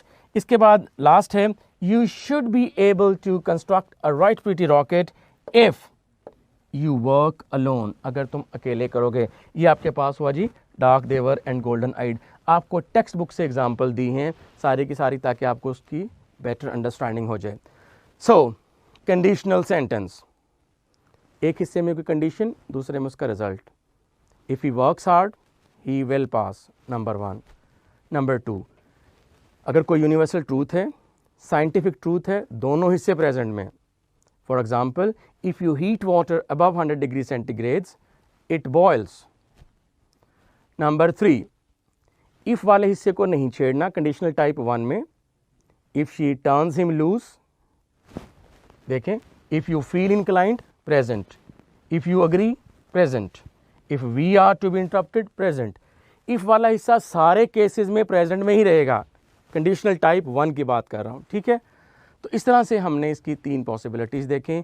आपने फार्मूला सिर्फ ये याद करना है कि इफ़ के साथ अगर वर्ब की फर्स्ट फॉर्म है, तो कॉमा के बाद वाले हिस्से में शैल, विल और वर्ब की फर्स्ट फॉर्म आएगी। If you push the button, comma, someone will die, full stop. Conditional type 1 के बाद इसमें दोनों हिस्से फ्यूचर में लगते थे उर्दू में।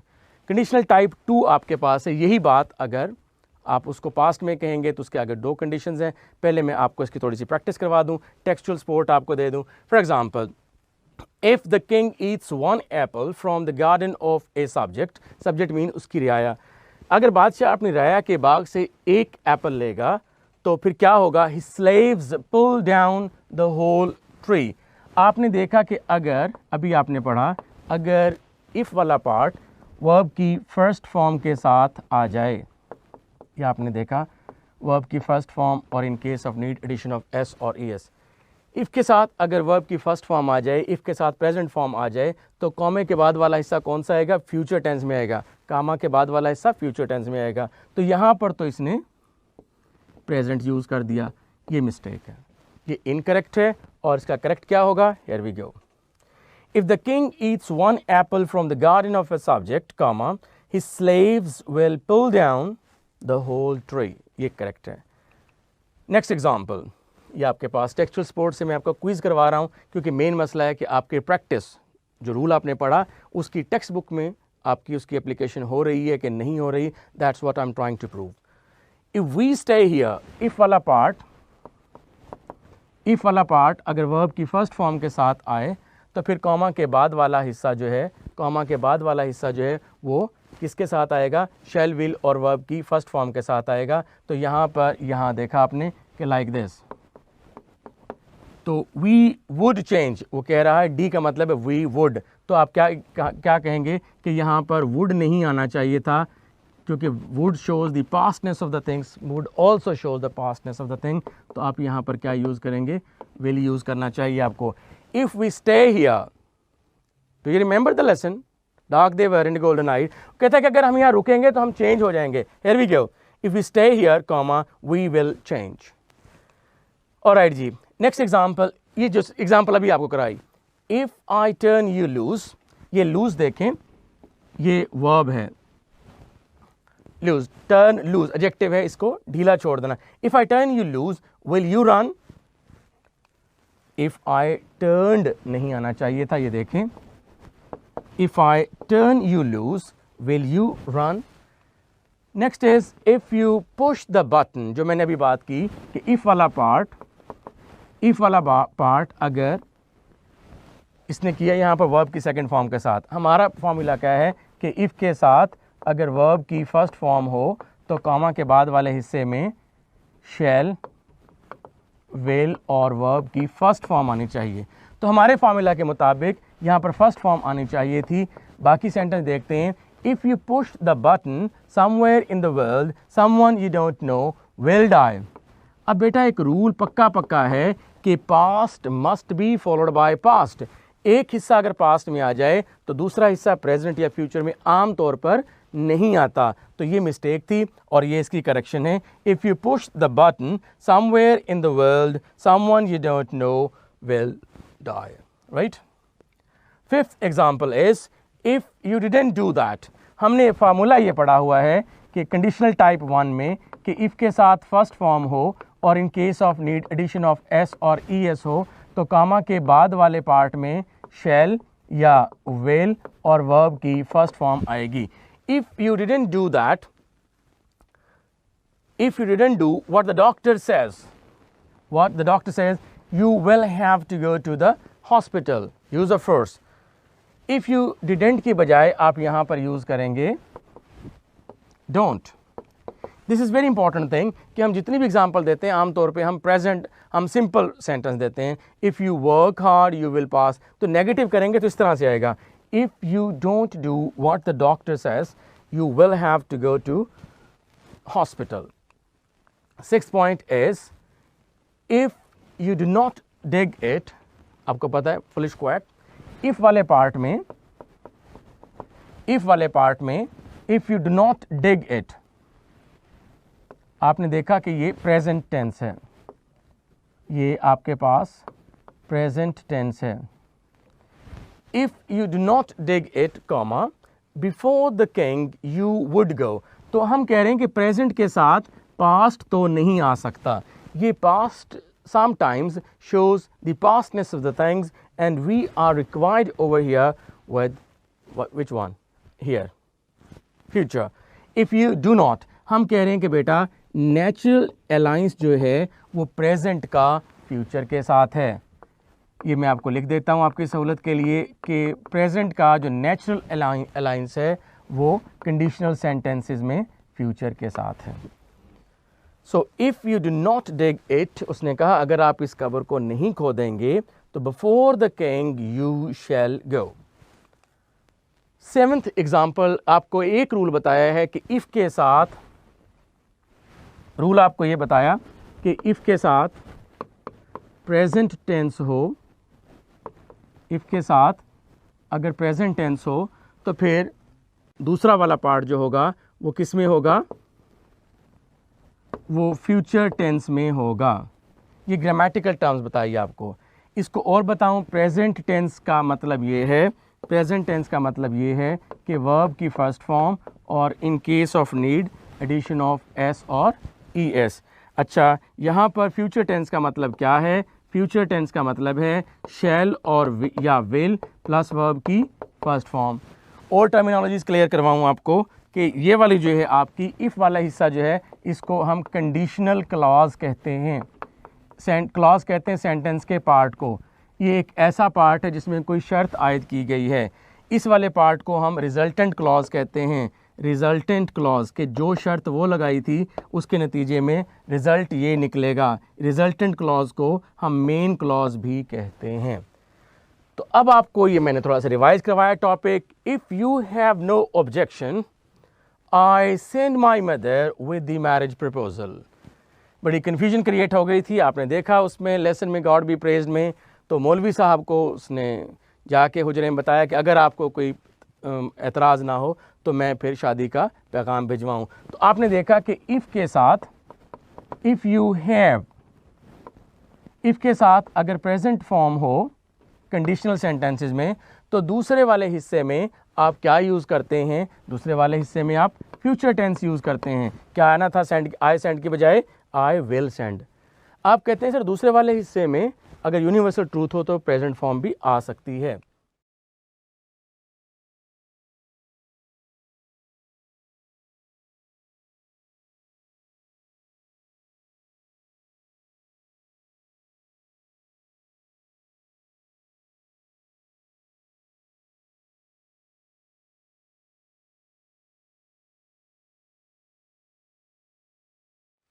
ऑलराइट स्टूडेंट्स, अब हम पास्ट पेपर के पर्सपेक्टिव में देखते हैं। जो कुछ हमने रूल पढ़ा उसके अकॉर्डिंगली हम थोड़ी बहुत प्लस माइनस चीज़ होगी। सेंटेंस हम रीड करते हैं। फर्स्ट ऑप्शन ए है, we will discuss your problem as soon as the committee will leave. Second part है, बी है, we will discuss your problem as soon as the committee left.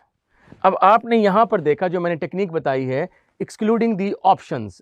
आप देखें इधर ज़रा, एक्सक्लूडिंग दी ऑप्शंस, के अगर एक पार्ट में शैल विल यानी कि फ्यूचर आ जाए तो दूसरे पार्ट में पास्ट नहीं आता। Past must be followed by past. ये सेकंड ऑप्शन बी जो है इसलिए रॉन्ग हो गया, combination of these two tenses. C option पढ़ते हैं, we will discuss your problem as soon as the committee may leave. Alright, इसके बाद है कि we will discuss your problem as soon as the committee leaves. अब आपके पास एक option आपने एक्सक्लूड किया, एज सून एज आपने देखना है कि एज सून एज आपके पास मार्कर हो गया यहां पर प्रेजेंट टेंस का। क्यों? क्योंकि यहां पर आपने यूज किया है विल। आपने ये देखा कि अगर एक पार्ट आपका विल में आया तो we will discuss your problem as soon as the committee will leave. देखें बेटा, टू ऑप्शंस आपके इसी सेंटेंस में, टू क्लॉजेज, दोनों के दोनों पास्ट में नहीं आ फ्यूचर में नहीं आ सकती। Use of double future is wrong. ये इस वजह से रॉन्ग था। बी ऑप्शन आपने किस वजह से रॉन्ग किया कि ये देखें कि ये फ्यूचर है और ये पास्ट है, इन दोनों का इस तरह से कॉम्बिनेशन, पास्ट और फ्यूचर का कॉम्बिनेशन नहीं बनता। सेकंड ऑप्शन बी इसलिए रॉन्ग है। सी ऑप्शन रॉन्ग क्यों था? We will discuss your problem as soon as the committee may leave. तो आपने यहाँ पर फ्यूचर कंडीशनल में आपने प्रेजेंट और फ्यूचर यूज करना है, मे वाला टेंस नहीं बनता। ये इसलिए रॉन्ग हुआ, आपके पास आंसर डी हुआ। Second question is, when this war is over no nation will either be isolated in war or in piece. एक चीज तो आप कॉम्बिनेशन ये देख लें कि यहां पर आइदर है और यहां पर और है। यहां पर बी ऑप्शन में देखिएगा, when this war is over no nation will be either, either के साथ और है। सी ऑप्शन में जो कॉम्बिनेशन हमने सीखे हुए हैं आप उस तरह से अप्रोच करेंगे, when this war is over no nation will neither, और ये रॉन्ग होगा। इस तरह से हम अपनी मिस्टेक पॉइंट आउट करेंगे। When this war is over no nation will be isolated in war or in piece. Okay, अभी तक आपने देखा कि आपने एक ऑप्शन रॉन्ग किया और वो किया C. So your answer is A, when this war is over no nation will be isolated either in war or in piece. एक चीज याद रखिएगा कि ये जो और है ये एक बिल्कुल आपके पास एक बैलेंस करने वाला टूल है। आपने देखा होगा जो तराजू होता है बैलेंस, वो ऐसे होता है, यूं होता है, और उसके दोनों तरफ यूं दो पलड़े होते हैं जो कि बराबर होते हैं, उसको बैलेंस कहते ही इसीलिए हैं। तो बेटा, और से पहले आपने देखा क्या है, प्रेपोजिशन फ्रेज है इन वॉर, तो और के बाद भी प्रेपोजिशन फ्रेज आनी चाहिए in peace, in war or in piece, right. तो आपने इधर से देखा सेकंड ऑप्शन बी क्यों रॉन्ग था, आइदर के साथ तो आर बिल्कुल जस्टिफाइड था, लेकिन बेटा इधर देखो, और से मेरा अगला लेक्चर भी यही है, पैरेललिज्म कहते हैं इसको क्या कहते हैं, इसको पैरेललिज्म कहते हैं कि और से पहले अगर प्रेपोजिशन फ्रेज है तो और के बाद भी प्रेपोजिशन फ्रेज आनी चाहिए थी, जैसे इस और के बाद प्रेपोजिशन फ्रेज थी। तो सेकंड ऑप्शन बी इसलिए आपका रॉन्ग हुआ। अच्छा बेटा, इसके बाद आपने देखा कि सी ऑप्शन में कॉम्बिनेशन मिस्टेक आपको नजर आई कि नाइदर के साथ नॉर आता है, नाइदर के साथ और नहीं आ सकता। सी ऑप्शन इसलिए रॉन्ग हुआ। डी ऑप्शन देखेंगे बेटा आप यहां पर, when this war is over no nation will be isolated in war or in piece. इसमें आइदर आपके पास मिसिंग है, ये ऑप्शन इसलिए रॉन्ग हुआ, आइदर का और के साथ कॉम्बिनेशन बनता है। ऑलराइट, आवर थर्ड क्वेश्चन, हम पास्ट पेपर से क्वेश्चन डिस्कस कर रहे हैं। when जो है इसके दो मीनिंग है। एक when जो है टाइम को शो करता है, the patient had died when the doctor arrived, वहाँ पर when टाइम को शो कर रहा है। उर्दू लैंग्वेज से जब आप इंग्लिश लैंग्वेज में जाते हैं तो ट्रांसलेट करने की वजह से कुछ मिस्टेक हो जाती हैं। एक when जो है वो कंडीशन को भी शो करता है, यहाँ पर कंडीशन है कि अगर when, या ये मैंने ब्रैकेट में लिख के दिया आपको if, वहाँ पर था नहीं पेपर में, आपको समझाने के लिए लिख के दिया। when the fact failed him he questions, बेटा एक पार्ट है आपके पास पास्ट में, अगर फर्स्ट पार्ट आपका पास्ट में आ जाए तो सेकंड पार्ट कभी भी प्रेजेंट में नहीं आ सकता। इसको मैं कहता हूं past must be followed by past. A option इसलिए रॉन्ग हो गया। जो बात आपको पता है उसकी बेसिस पर आप नंबर ऑफ ऑप्शंस एक्सक्लूड करते जाएं। ऑलराइट, इसके बाद दूसरा है कि व्हेन, ये इफ़ मैंने अपनी तरफ से आपको समझाने के लिए लिखा है ब्रैकेट में कि व्हेन का मतलब यहाँ पर है if. When the fact failed him he questioned from his senses, he questioned from his senses. Certainly question एक ऐसा वर्ड है, क्वेश्चन एक ऐसा वर्ब है जिसके बाद प्रेपोजिशन नहीं आएगा। जैसे अटैक एक ऐसा वर्ब है जिसके बाद प्रेपोजिशन नहीं आता। ही अटैक्ड ऑन मी रॉन्ग हो जाएगा, ही अटैक्ड मी। इस बेसिस पर बेटा सेकंड ऑप्शन बी आपका रॉन्ग हुआ। ऑलराइट जी, थर्ड ऑप्शन सी पर आते हैं। व्हेन इफ के मीनिंग में, when the fact fails him, आपने देखा कि एक पार्ट आपका है प्रेजेंट में, fails him. When the fact fails him he questions, और दूसरा पार्ट आपका है once again present, when the fact fails him he questions his senses, right? D option देखें, he will question his senses when the fact will। आपने अभी पढ़ा है कि use of double future is wrong। चाहे हमें सी ऑप्शन की समझ आई या नहीं आई, लेकिन इस बात की समझ ज़रूर आई कि डबल फ्यूचर रॉन्ग है। डबल फ्यूचर रॉन्ग है, इस बेस पे हमने डी को एक्सक्लूड कर दिया। सपोज हमें सी ऑप्शन समझ ही नहीं आया, तो एंट्रेंस टेस्ट की टेक्निक ये है, जो बात आपको आती है उसकी बेस पर आप नंबर ऑफ ऑप्शन एक्सक्लूड करते जाएं। आपको ये पता था कि पास्ट के बाद प्रेजेंट नहीं आ सकता, इस बात का आपको पता था। इस बेसिस पर आपने फर्स्ट ऑप्शन ए रॉन्ग कर दिया। उसके बाद आपको ये पता था कि कुछ वर्ब्स ऐसे होते हैं जैसे कि क्वेश्चन, क्वेश्चनड, क्वेश्चनड, इनके बाद प्रेपोजिशन नहीं आएगी, और उसने प्रेपोजिशन यूज़ कर दी थी, इसलिए आपका सेकंड ऑप्शन बी रॉन्ग हो गया। और डी ऑप्शन आपका इसलिए रॉन्ग हुआ कि आप कहते हैं कि डबल फ्यूचर रॉन्ग है। ये मेरा अगला लेक्चर भी है, डबल फ्यूचर इज रॉन्ग। इस बेसिस पे आपने डी ऑप्शन को रॉन्ग कर दिया and you are left with third option C. Is that clear? Here we go, ये आपका आंसर। ऑलराइट जी, our next point is combination of tenses की हम बात कर रहे हैं, और कंडीशनल टाइप 2। पहली टाइप कौन सी थी कि उर्दू में लगा आपको कि दोनों के दोनों सेंटेंसेस फ्यूचर के हैं, अगर तुम बटन दबाओगे तो कहीं कोई मर जाएगा, लगा उर्दू में है, उर्दू में कि दोनों फ्यूचर में हैं। अब हम बात करेंगे पास्ट के बारे में, ठीक है। जैसे हमने आसान एग्जांपल ये की थी, अगर तुम मेहनत करोगे तो पास हो जाओगे, ये टाइप 1 थी। अब पास्ट में इसको कहेंगे तो आपके पास 2 इक्वेशंस होती है। मैं पहली की बात करता हूँ, अगर तुम मेहनत करते तो पास हो जाते, अगर तुम मेहनत करते तो पास हो जाते। शर्त वाली कंडीशन ये है, इफ सब्जेक्ट है यू, सेकंड फॉर्म है वर्कड, अगर तुम मेहनत करते, इफ यू वर्कड, तो कॉमा के बाद वाले पार्ट में क्या होगा, वुड और वर्ब की first form. If you worked hard you would pass. If you worked hard, for example मैं आपको वो सेंटेंस लिख के दे रहा हूं जो आपके ज़हन में है शुरू दिन से। If you worked, comma, subject आया दूसरे पार्ट का यू, इसके बाद आपने लिखा वुड, यू वुड, और पास या सक्सीड, यू वुड पास।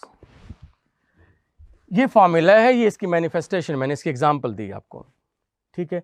अब इस फॉर्मूले को, इस एग्जांपल को ज़हन में रखें और नीचे आके देखें, इफ के साथ ये देखें इधर, उसने कहा कि अगर उसको कोई फालतू पैसे मिलते मौलवी अबुल वाले लेसन में से, गॉड बी प्रेज्ड में, तो फिर क्या करता था उस पैसों को तो फिर ये रकम जो है वो मनी बॉक्स में जाती थी। If he got extra money it would go in the box, right. If के साथ आपने ये देखा कि गॉट जो है ये आपकी सेकंड फॉर्म ऑफ वर्ब है, मैं इसको V2 लिखता हूँ, second form of verb. If के साथ अगर सेकंड फॉर्म हो तो कामा के बाद वाले पार्ट में वुड और वर्ब की फर्स्ट फॉर्म होगी, वुड और वर्ब की फर्स्ट फॉर्म होगी, ठीक है। इफ़ ही गॉट, अगर उसके पास फालतू रकम आती, अगर कभी उसे फालतू रकम मिलती तो ये मनी बॉक्स में चली जाती, ठीक है। दोनों पार्ट पास्ट के हैं और past must be followed by past, इसलिए आपने ये देखा इक्वेशन आपकी ये बन गई। अब इस इक्वेशन को अगर रिवर्स करोगे तो क्या होगा, इट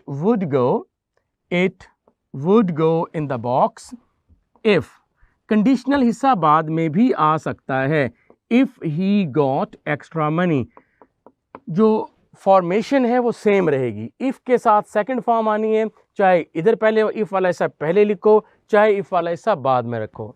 इफ़ वाले हिस्से में सेकंड फॉर्म आएगी, दूसरे वाले हिस्से में वुड और वर्ब की फर्स्ट फॉर्म आएगी। हाँ, एक फ़र्क ज़रूर पड़ेगा कि अगर इफ़ वाला हिस्सा बाद में लिख रहे हो तो फिर इफ़ से पहले कॉमा नहीं आएगा, अगर सेंटेंस स्टार्ट इफ़ से कर रहे हो तो फिर कॉमा आएगा, ठीक है। ये सेंटेंस मैंने सिंपल सेंटेंस की एग्जांपल दी। आमतौर पे हम सिंपल सेंटेंस की एग्जांपल देते हैं, अगर वो मेहनत करता तो पास हो जाता। नेगेटिव करेंगे अगर वो मेहनत ना करता, ठीक है। तो नेगेटिव सेंटेंस है, इफ़ के साथ सब्जेक्ट यूज़ करेंगे, डिड नॉट यूज़ करेंगे और वर्ब की फर्स्ट फॉर्म यूज़ करेंगे। For example, if he did not dig, अब पास्ट सिंपल टेंस जिसको हम पास्ट इंडेफिनिट कहते हैं, हम ये कह रहे हैं कि इफ़ वाले हिस्से में डिड नॉट और वर्ब की सेकंड फॉर्म हो तो कामा के बाद वाले हिस्से में वही फॉर्मूला है, वुड और वर्ब की first form. If he did not dig the grave, foolish quack में से, comma, people would take him to the king. इसको आप इन्वर्स कर लें तो ऐसे होगा, people would take him to the king if he did not dig the grave. अगर आप इसका ऑर्डर इन्वर्स करते हैं तो फिर क्या होता है, कंडीशनल क्लॉज बाद में आ जाती है। बेटा याद रखिएगा, कंडीशनल क्लॉज चाहे पहले आए चाहे कंडीशनल क्लॉज बाद में आए, उसकी टेंस स्कीम वही रहेगी, पास्ट। हाँ, एक फ़र्क पड़ेगा, अगर इफ़ वाला हिस्सा बाद में लिखते हैं तो फिर कॉमा नहीं आएगा। इसको हम कहते हैं कंडीशनल टाइप 2। अगर वो मेहनत करता तो वो पास हो जाता, if he worked he would पास, ये मैंने दिखाया, ठीक है। अच्छा जी, ये बात क्लियर है। इफ़ के साथ सेकंड फॉर्म, दूसरे हिस्से में वुड और फर्स्ट फॉर्म, ये नेगेटिव सेंटेंस के लिए। Is that clear? अब यही बात अगर वो मेहनत करता तो पास हो जाता, इसी बात को एक और अंदाज से कह सकते हैं, उसको मैं टाइप 3 कहता हूं। और वो क्या होगी, अगर उसने मेहनत की होती तो वो पास हो गया होता, यानी कि अब पॉसिबल इम्प्रॉबेबल हो गया कंडीशन। अगर उसने मेहनत की होती तो वो पास हो गया होता। पहला बात सुनो, अगर वो मेहनत करेगा तो पास हो जाएगा, if he works hard he will succeed. Number 2, conditional type 2 जो अभी भी किया, अगर वो मेहनत करता तो पास हो जाता, if he worked hard he would पास। तीसरी बात, अगर उसने मेहनत की होती तो वो पास हो गया होता, उसके लिए ये है इफ़ के साथ सब्जेक्ट प्लस हैड और थर्ड फॉर्म। कैसे, इफ ही हैड वर्कड, अगर उसने मेहनत की होती। दूसरे वाले हिस्से में क्या करेंगे, दूसरे वाले हिस्से में वुड हैव और थर्ड फॉर्म, तो फिर क्या कहेंगे कि ही वुड हैव पास्ड। अगर बहुत ही ज्यादा की होती तो ही वुड हैव पास्ड अवे, तो पास्ड अवे का मतलब मर जाना। एनीवेज, ये मैं इसलिए लिख रहा हूं, ये वाली जो बात मैं लिख रहा हूं, ये इसलिए लिख रहा हूं कि इस बात को आप जानते हैं, बचपन से आप इस सेंटेंस के साथ बड़े हुए हैं। मेहनत नहीं की है या की है वो एक अलग बात है। ये फार्मूला, बेसिक फार्मूला ये है ताकि आपके पास, आपके जहन में ये फार्मूला बिल्कुल प्रिंट है। इफ़ के साथ अगर हैड और थर्ड फॉर्म हो, इफ़ के साथ अगर हैड और थर्ड फॉर्म हो तो कॉमा के बाद वाला हिस्सा वुड हैव और थर्ड फॉर्म में आएगा। ऑर्डर इन्वर्स कर लेंगे like this. For example if it had been, had आपके पास हेल्पिंग वर्ब हुआ हैड, और बी वॉज बीन ये आपके पास वर्ब की थर्ड फॉर्म हुई। वर्ब की थर्ड फॉर्म को मैं V3 से लिखता हूं। If it had been someone else, तो इफ के साथ ये वाली इक्वेशन देखेंगे, फर्स्ट पार्ट वाली, इस वाली इक्वेशन की मैं एक्सप्लेनेशन दे रहा हूं। If it had been someone else, तो कॉमा के बाद वाले हिस्से में वुड हैव और third form of verb I would have wangled him, यानी I would have wangled 10 annas, वो जो मौलवी अबुल के साथ उसकी शू मेकर की बात हुई। वेंगल्ड मीन एक्सप्लॉइट करना, हथियार लेना। ठीक होगी बात। अगर आपकी जगह कोई और होता तो मैंने उससे ज़्यादा पैसे हथियार लिए होते। इम्प्रॉबेबल कंडीशन है। If it had been someone else, if के साथ हैड प्लस थर्ड फॉर्म हुई, कॉमा के बाद वाले हिस्से में वुड हैव और थर्ड फॉर्म आई। ओके, इसको हम इस तरह से दोबारा देखेंगे। I would have wangled him, I would समझाने के लिए लिख रहा हूँ, वहाँ पर अमाउंट लिखी हुई थी आई वुड हैव वेंगल्ड। आपने देखा कि would have plus third form of verb, तो कंडीशनल क्लास पे टेंस की स्कीम पे कोई फर्क नहीं होगा। If it had been someone else, ठीक है। इसको हम यूं भी कह सकते हैं कि इफ की बजाय आप हैड भी यूज कर सकते हैं। Had it been someone else, had it been, formula वही रहा है, had plus third form, had plus third form हो तो कॉमा के बाद वाले हिस्से में I would have wangled him like this. तो मैंने आपको थर्ड टाइप ऑफ कंडीशनल बताया कि इफ के साथ अगर हैड प्लस थर्ड फॉर्म हो तो कॉमा के बाद वाले हिस्से में वुड हैव और थर्ड फॉर्म ऑफ वर्ब आएगी। ये इसका फॉर्मूला, ये वो सेंटेंस जो आपको सदियों पुराना, सेंचुरीज ओल्ड सेंटेंस, ये वो सेंटेंस है जो आपकी FSC की टेक्स्ट बुक्स में लिखे हुए हैं। Anything else? ऑलराइट, अब मैं आपको कंडीशनल टाइप 2 और 3 को जो मैं एग्जांपल देके बताता हूँ वो इस तरह से मैंने बताया कि देखें इफ के साथ अगर सेकंड फॉर्म है, for example if he worked, comma, ये देखो ये आपका पहले वाला पार्ट आ गया, इफ ही वर्कड, ठीक है। इसका जो हाजा सिराते मुस्तकीम था वो ये था, यूं करके यूं चलते हुए सेकंड फॉर्म का कॉम्बिनेशन किसके साथ बना था, वुड और फर्स्ट फॉर्म के साथ। लेकिन वो मिस्टेकनली क्या करता है, यहां तक तो आता है ठीक, ठीक है, यहां तक तो आ गया ठीक, इफ ही वर्कड। अब यहां पर आके वो डी ट्रैक हो जाता है, रास्ते से भटक जाता है, नीचे आ जाता है। वो लिख देता है कि ही वुड हैव पास्ड।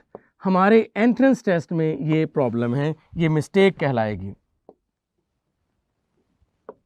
क्योंकि इसका हाजा सिराते मुस्तकीम ये था, if he worked he would पास। उसने क्या किया, इफ ही वर्कड, इसने क्रैश किया, क्रैश लैंडिंग की, if he worked he would have passed, ये रॉन्ग हो गया।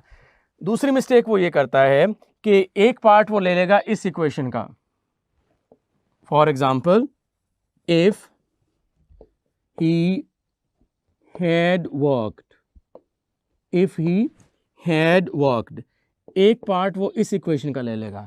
तो इसका भी सिराते मुस्तकीम ये था, if he had worked he would have passed. लेकिन इसने क्या किया, if he had worked he would. ये देखिए इस तरह से गलत हो जाएगा, ही वुड पास, ये आपके पास जो होगा ये रॉन्ग हो जाएगा। ये मैंने 2 मिस्टेक्स लिखी हैं आपको। लीनियर इक्वेशन इनकी सही होगी, और अगर ये डी ट्रैक होते हैं डाउनवर्ड और अपवर्ड, देखो ऐसा नहीं लगता, ये देखिए कांटा लग गया, ऐसे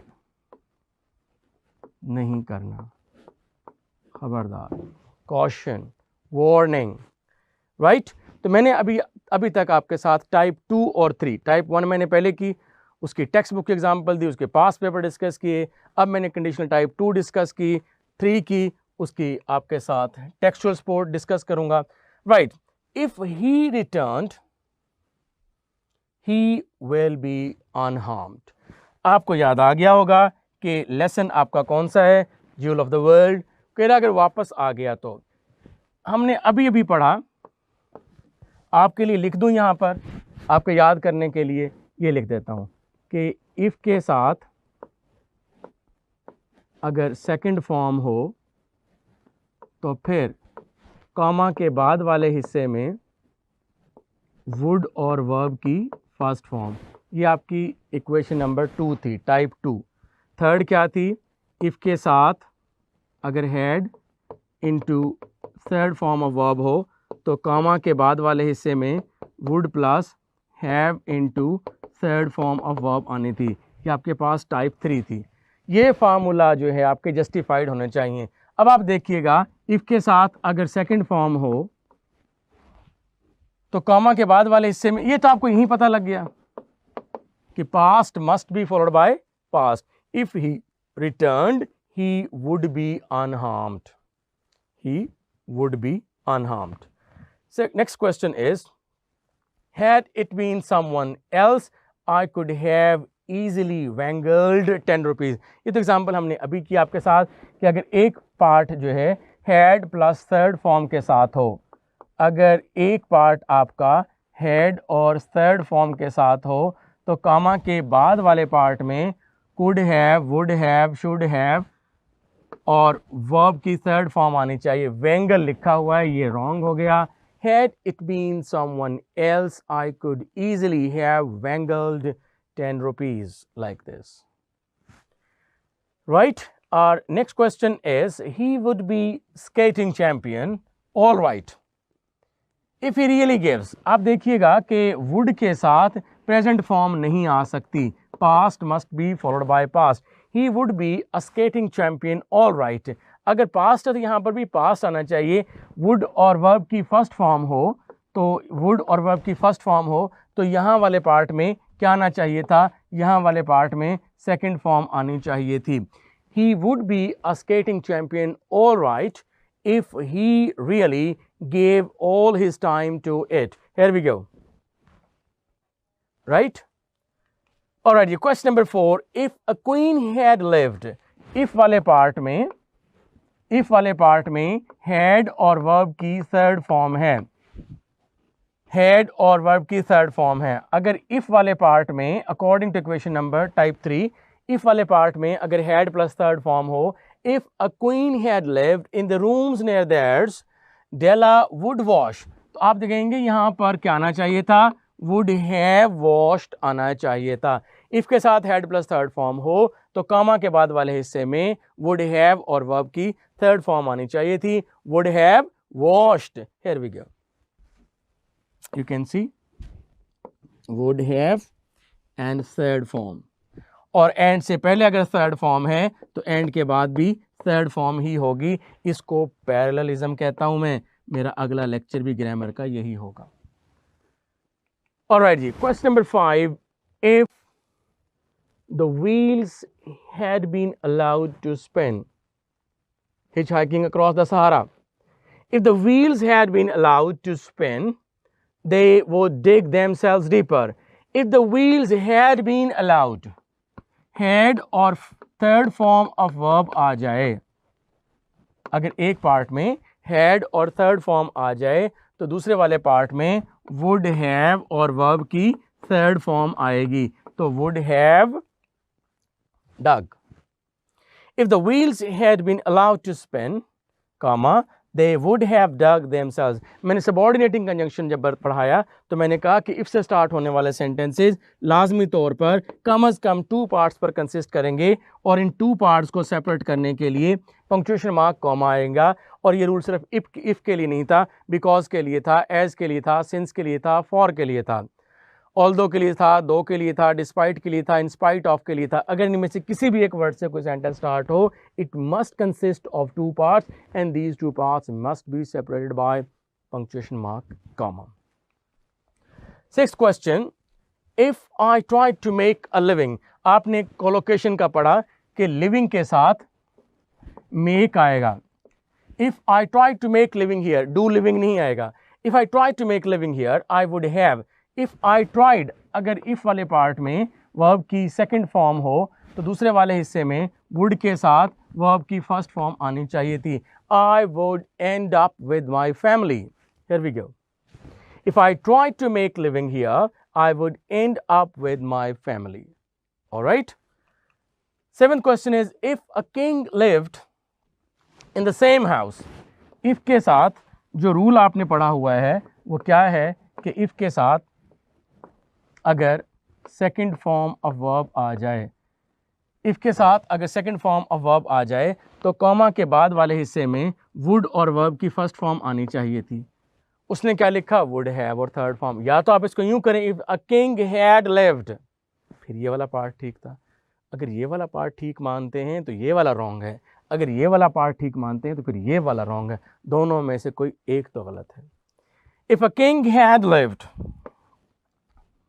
देखिए इफ के साथ हैड प्लस थर्ड फॉर्म है. इफ के साथ हैड प्लस थर्ड फॉर्म है तो कॉमा के बाद वाले हिस्से में वुड हैव और वर्ब की थर्ड फॉर्म आनी चाहिए. ये आपका राइट कॉम्बिनेशन है और विनिंग कॉम्बिनेशन है. ठीक बात. Next, if he ever received some extra money. If वाले पार्ट में आप देख रहे हैं कि सेकंड फॉर्म ऑफ वर्ब है. इफ के साथ अगर सेकंड फॉर्म ऑफ वर्ब आ जाए तो दूसरे, यानी कि ये पास्ट टेंस हुआ. सेकंड फॉर्म का मतलब है पास्ट टेंस. और याद रखिएगा as per law past must be followed by past. Past का कभी भी कॉम्बिनेशन फ्यूचर के साथ इस तरह के सेंटेंसेस में नहीं बनता. तो विल की बजाय पास्ट क्या होगा? वुड होगा. Here we go. If he ever received some extra money. Do you remember the lesson? God be praised. अल्हम्दुलिल्लाह, अल्हम्दुलिल्लाह. Here we go with your past papers. Rule बताता हूँ, जो आपके ज़हन में था उसको याद करवाता हूँ, आपकी टेक्स्ट बुक में फिर याद करवाता हूँ, फिर आपको टेक्स्ट बुक के क्वेश्चन बना कर देता हूँ और फिर आपको पास्ट पेपर की तैयारी भी करवाता हूँ. If you had asked him, अब जो आपने पढ़ा है उसके अकॉर्डिंगली एक्सक्लूडिंग द ऑप्शन. आपने कहा कि सर ने कहा था कि इफ़ के साथ अगर had plus third form of verb आ जाए तो कॉमा के बाद वाले हिस्से में वुड और हैव. शैल हैव होता है, शैल हैज़ या शैल हैड कभी नहीं होता. हमने आगे पढ़ना ही नहीं है. जो आपको पता है उसकी बेसिस पे नंबर ऑफ ऑप्शन एक्सक्लूड करते जाएं. राइट. ए ऑप्शन रॉन्ग हो गया. बी ऑप्शन पढ़ते हैं. If you had asked him he would have being accepted. ये इस वजह से रॉन्ग हो गया. सी पढ़ें. If you had asked him he would have accepted. Yes, ये हो सकता है. इफ़ यू हैड के साथ अगर थर्ड फॉर्म ऑफ वर्ब आ जाए तो कॉमा के बाद वाले हिस्से में वुड हैव और थर्ड फॉर्म ऑफ वर्ब आ सकती है. He would have offered, he would have accepted the offer with alacrity. Alacrity mean willingness, जल्दी के साथ. डी ऑप्शन देखें. If you had asked him he would been. He would been कोई expression नहीं होता. ये इस वजह से रॉन्ग हो गया. तो जो मैंने टेक्निक बताई थी, मेरी टेक्निक थी go on excluding the option. What ever you know, on the basis of what ever you know, go on excluding the options. Hence you are left with the answer. So third option C is your answer. Right? देख लें, ये देखें, अच्छी तरह से देख लें. Next question is Masood told me that he would hire more salesmen. अब इन्वर्जन किया है इक्वेशन का. इफ वाला पार्ट वो ले आया है बाद में, चाहे वो पहले लेकर आए चाहे वो बाद में लेकर आए. रूल हमारा वही बरकरार है कि अगर एक हिस्से में पास्ट आ जाए तो दूसरे हिस्से में पास्ट ही आना चाहिए. ये आपने देखा कि इज़ प्रेजेंट है, ये इस वजह से आपका आंसर रॉन्ग हो जाएगा. जो आपको आता है उसकी बेसिस पे नंबर ऑफ ऑप्शंस एक्सक्लूड करते जाएं. मसूद टोल्ड मी, सेड मी कभी भी नहीं होगा. सेड टू मी होता है, टोल्ड के बाद फिर टू नहीं आएगा. टोल्ड टू मी नहीं होगा, सेड मी नहीं होगा. टोल्ड मी ये ट्रांजिटिव वर्ब है. Masood told me that he would hire more salesman if he has. आपने देखा कि ये हिस्सा पास्ट है, आपने देखा ये हिस्सा पास्ट है. राइट. तो यहाँ पर फिर ये बताइए कि ये प्रेजेंट क्यों आ गया. ये कंसिस्टेंसी ना रही, पैरेललिज्म ना रहा. मेरा अगला लेसन भी पैरेललिज्म पर है, ये इस वजह से रॉन्ग हो गया. सी ऑप्शन पढ़ते हैं. Masood told me that he would hire more salesmen if he has. Masood told me, told आपके पास past, would आपके पास past, has आपके पास present, parallelism of tenses ना रहा, past must be followed by past, ये option wrong हो गया. Masood told me that he would hire more salesmen if he had. ये भी past, ये भी past, right? Masood told me, ये भी past, और ये आपका आंसर हो गया. कंडीशनल टाइप 2 3 मिक्स करवा रहा हूँ आपको, right? Alright students, our next point आपने पढ़ा होगा, सुना होगा, और बहुत पढ़ा होगा और बहुत सुना होगा. वो क्या कि मरीज़ के आने से पहले डॉक्टर मर चुका था. मरीज़ के आने से पहले डॉक्टर मर चुका था. आप कहते हैं सर सुना भी हुआ है, पढ़ा भी हुआ है, लेकिन ऐसे पढ़ा हुआ है और ऐसे सुना हुआ है कि डॉक्टर के आने से पहले मरीज़ मर चुका था. तो ऐसा भी तो हो सकता है ना, डॉक्टर साहब अपने ऑफिस में बैठे हों और पेशेंट आए, डॉक्टर साहब और डॉक्टर साहब मरे पड़े हों. पॉसिबल हो सकता है, आप देखें तो सही ज़रा. एनीवेज, चलें, जो आपने पढ़ा हुआ था उसके अकॉर्डिंगली बता देता हूँ कि डॉक्टर के आने से पहले मरीज़ मर चुका था. कितने काम हुए हैं? डॉक्टर का आना 1, मरीज़ का मरना 2. पहले कौन सा काम हुआ है? मरीज़ मर चुका था, काम मुकम्मल हो गया, परफेक्ट टेंस आएगा. परफेक्ट का मतलब मुकम्मल. कब मुकम्मल हुआ है काम? पास्ट में, तो पास्ट, तो पूरा क्या बन गया? Past perfect. जो काम पहले हुआ वो पास्ट परफेक्ट में होगा. बाद में क्या हुआ? डॉक्टर आया, डॉक्टर का आने का टाइम बाद में, मरने का टाइम पहले. तो जो टाइम क्लॉज होगी व्हेन या बिफोर या बाय द टाइम, वो आप पास्ट सिंपल में करेंगे, पास्ट इंडेफिनिट में. तो आप यूं करते थे, the patient had died before the doctor arrived. The patient had died, ये हैड प्लस थर्ड फॉर्म हुई. व्हेन द डॉक्टर अराइव्ड, ये वर्ब की सेकंड फॉर्म हुई. व्हेन को कहता हूं मैं time clause marker, time marker, right? When की जगह पर बिफोर भी आ सकता है, बाय द टाइम भी आ सकता है, उतना ही सवाब होगा जितना के रुतबा मर्तबा फजीलत व्हेन यूज़ करने की है. The patient had died when the doctor arrived, meaning हो सकते चेंज, टेंस स्कीम सेम रहेगी, राइट? ऑलराइट जी, अब मैं इसको फार्मूला की फॉर्म में देता हूँ आपको. फार्मूला की फॉर्म में ये है कि subject plus had plus third form, the patient had died, यानी कि आप इसको कहते हैं कि जो काम पहले हुआ हो उसको हम पास्ट परफेक्ट टेंस में करेंगे. और जो व्हेन है, व्हेन शो करता है टाइम को, व्हेन शो करता है टाइम को, ठीक है? और उसके बाद ये जो टाइम क्लॉज है ये आ गई जी पास्ट इंडेफिनिट टेंस में.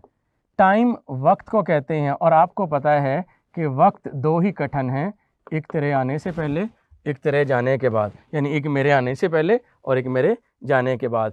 टाइम आपको याद रखिएगा, टाइम क्लॉज के लिए व्हेन और बिफोर ज़्यादा यूज़ होते हैं, और टाइम 2 ही हो सकते हैं, एक पास्ट और एक प्रेजेंट, राइट? जो प्रेजेंट ये जिसमें आप रह रहे हैं, पास्ट वो जो गुजर गया, फ्यूचर का कोई पता नहीं. एनीवेज, यहां पर आपने देखा कि सब्जेक्ट के साथ अगर हैड प्लस थर्ड फॉर्म हो तो व्हेन या बिफोर वाला हिस्सा पास्ट इंडेफिनिट टेंस में आएगा. फॉर एग्जाम्पल, समथिंग, समथिंग आपका हुआ जी सब्जेक्ट, हैड आपके पास हुआ जी हेल्पिंग वर्ब, वेस्टेड हुआ जी आपके पास थर्ड फॉर्म ऑफ वर्ब, मैं इसको V3 लिखता हूं. Something had wasted 2 days, 2 days पहले वेस्ट हो गए थे, प्रायर एक्शन है, पास्ट परफेक्ट टेंस है, right? This is past perfect tense. जो काम कंप्लीट हो गया, जो काम पहले हुआ, उसको हम कहते हैं कि ये पास्ट परफेक्ट है. और पास्ट परफेक्ट को आपने देखा यहाँ पर had plus third form of verb के साथ हमने कर दिया. जो काम बाद में हुआ, डॉक्टर के आने का टाइम बाद में है, टाइम के लिए हमने टाइम क्लॉज का मार्कर यूज कर दिया व्हेन, ठीक है? व्हेन. और उसके साथ आपने देखा कि मैंने कहा कि टाइम 2 ही होते हैं, एक पास्ट और एक प्रेजेंट. तो वर्ब की जो सेकंड फॉर्म है, वर्ब की सेकंड फॉर्म हुई. मैं इसको कहता हूं कि व्हेन आपको शो करता है आपका टाइम, तो टाइम क्लॉज जो होगी वो होगी आपकी पास्ट सिंपल टेंस में। टाइम क्लॉज हुई आपकी पास्ट सिंपल टेंस में। तो something had wasted 2 days when he got back hitchhiking across the Sahara. इसको रिवर्स करेंगे तो टेंस स्कीम वही रहेगी, यानी टाइम क्लॉज वो पास्ट इंडेफिनिट में ही रहेगी। When he got back comma something had wasted 2 days। तो आपने देखा कि इफ वाला हिस्सा अगर या व्हेन वाला हिस्सा स्टार्ट में आया तो ये कामा का एडिशन हुआ। दिस इज कॉल्ड, वो जो कॉम्बिनेशन आपने देखा, एक पार्ट में किसी काम की कंप्लीशन का जिक्र हुआ और दूसरे पार्ट में किसी काम के टाइम का जिक्र हुआ। जो काम पहले मुकम्मल हुआ प्रायर एक्शन कहते हैं, वो पास्ट परफेक्ट में होगा। पास्ट परफेक्ट का मतलब है हैड और थर्ड फॉर्म।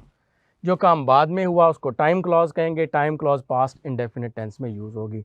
कंडीशन वही है कि ये वाला हिस्सा कौन सा था, पास्ट परफेक्ट, ये वाला कौन सा था, पास्ट इंडेफिनिट, और past must be followed by past, और फ्यूचर का प्रेजेंट के साथ कॉम्बिनेशन बनता है। ये बात क्लियर हुई आपके पास। अब यही बात आप देखेंगे कि डॉक्टर के आने से पहले मरीज मर चुका होगा, ठीक है। अब ये पास नहीं है, अब ये प्रेजेंट और फ्यूचर का है, कॉम्बिनेशन वही होगा। मरीज मर चुका होगा, जो काम पहले मुकम्मल होगा वो फ्यूचर परफेक्ट टेंस में होगा, और फ्यूचर परफेक्ट टेंस का मतलब है शैल हैव, विल हैव और वर्ब की थर्ड फॉर्म। इसको मैं कहता हूं फ्यूचर परफेक्ट। जो काम पहले मुकम्मल हो उसको हम कहते हैं ये प्रायर एक्शन है और वो फ्यूचर में होगा, फ्यूचर परफेक्ट में होगा। और फ्यूचर परफेक्ट का मतलब है शैल हैव, विल हैव और वर्ब की थर्ड फॉर्म।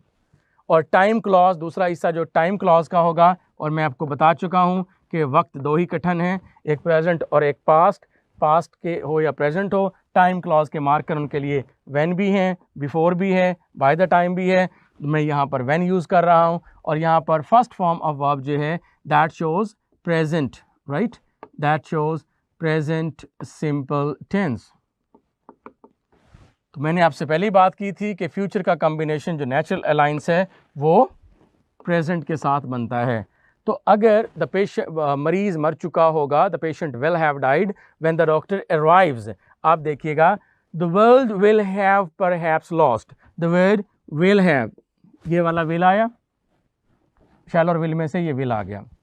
इसके बाद क्या आना है जी, हैव, ये वाला आ गया जी have, the world will have. उसके बाद क्या आना है जी, थर्ड फॉर्म, ये आ गई लूज, लॉस्ट, लॉस्ट, ये आ गई थर्ड फॉर्म। तो एक हिस्सा आ गया जी शैल हैव, विल हैव और थर्ड फॉर्म के साथ। The world will have perhaps lost its crossness, harshness. कब? दूसरा हिस्सा व्हेन, ये आ गया जी आपका व्हेन। इसके बाद वो कहता है कि सब्जेक्ट, ये आपके पास आ गया सब्जेक्ट। और फिर हम कह रहे हैं कि क्या आना चाहिए, वर्ब की फर्स्ट फॉर्म। चूँकि सब्जेक्ट यू है तो हमने ग्रो यूज़ किया है, व्हेन यू ग्रो अप। वो कहता है कि गालिबन 17th चैप्टर मिस्टर चिप्स का है, वो जो बच्चा मिलने आता है उसको कहता है कि जब तुम बड़े हो गए तो शायद ये दुनिया से ये जो जुल्म है और बर्बियत है वो ख़त्म हो चुकी होगी। The world will have perhaps lost its crossness when you grow up. इसको ऑर्डर रिवर्स करेंगे तो यूँ बनेगा व्हेन यू ग्रो, ये प्रेजेंट टेंस हो गया, कॉमा आ गया। ये देखें when you grow up the word will have lost its coarseness, right? मैंने आपको मरीज मर चुका होगा डॉक्टर के आने से पहले, डॉक्टर के आने से पहले मरीज मर चुका होगा, इससे पहले करवाया था डॉक्टर के आने से पहले मरीज मर चुका था। पास्ट और फ्यूचर दोनों की करवाए आपको। here we go जी। मैं आपको ये जो बात मैंने भी बताई थी आपको, इसको डायग्राम की मदद से बताता हूँ कि ये है हैड प्लस थर्ड फॉर्म, ये आपके पास है पास्ट परफेक्ट टेंस, मैं इसको कहता हूँ past perfect tense. Prior action जो पहले काम हुआ, मरीज़ मर चुका था, द पेशेंट हैड डाइड, जो पहले काम हुआ था वो आपने हैड प्लस थर्ड फॉर्म से किया। दूसरा जो बाद में जो काम हुआ वो था डॉक्टर जब पहुंचा, the patient had died when the doctor arrived. तो मैं इसको कहता हूँ कि ये पास्ट सिंपल है, पास्ट इंडेफिनिट है। तो आपने देखा कि पास्ट का कॉम्बिनेशन पास्ट के साथ बनता है, past must be followed by past. यही बात कि डॉक्टर के आने से पहले मरीज मर चुका होगा, the patient will have died. तो मैं इसको कहता हूँ कि ये फ्यूचर परफेक्ट टेंस है, फ्यूचर परफेक्ट टेंस है, तो फिर टाइम क्लॉज प्रेजेंट में आएगी। व्हेन द डॉक्टर अराइव्स, ये आपके पास प्रेजेंट सिंपल है।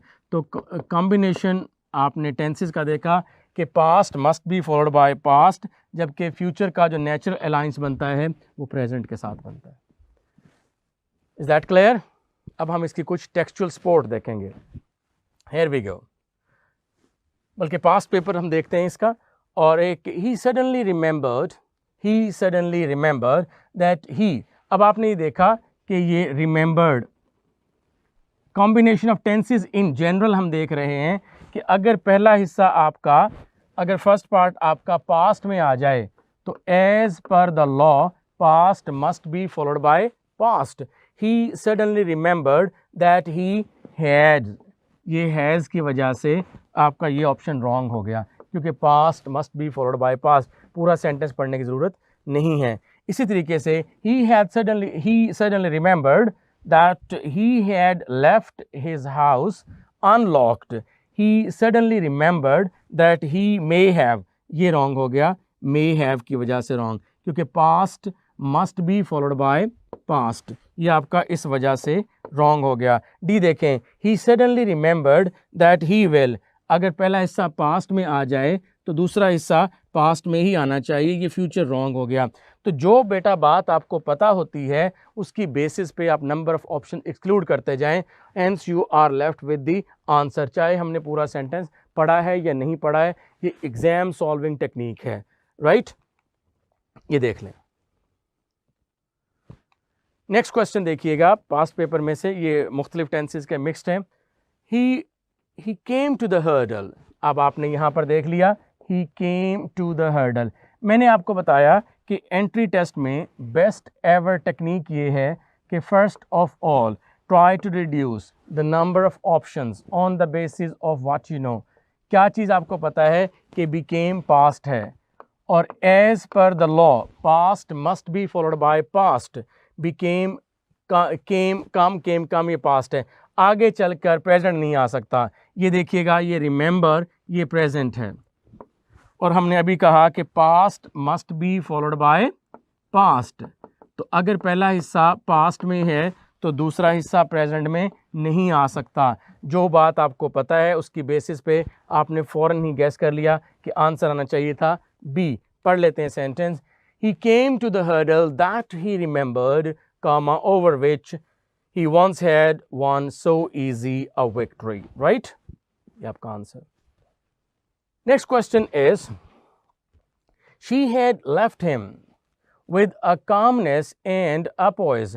आप ये देखिएगा कि एंड एक आपके पास बैलेंसर है, इक्वेटर है। मेरा अगला रूल भी पैरेललिज्म पे होगा, अगला लेक्चर भी, कि एंड से पहले है ए कामनेस, एंड के बाद भी है ए पोइज। एंड से पहले और बाद होंगे भी बैलेंस, मीनिंग भी सेम होंगे, दोनों का मतलब होगा सुकून। अब आपने देखा कि शी हैड लेफ्ट, ये वाला पार्ट पास्ट में है, और as per the law past must be followed by past. एक हिस्सा अगर पास्ट में आ गया, दूसरा लाजमी तौर पे पास्ट में आना चाहिए। She had left him with a calmness and पोइज that accord. अब आपने ये देखा कि अकॉर्ड जो है ये प्रेजेंट है, तो यहाँ पर क्या आना चाहिए था? पास्ट ही आना चाहिए था, इसलिए रॉन्ग हो गया, अकॉर्डेड आना चाहिए था।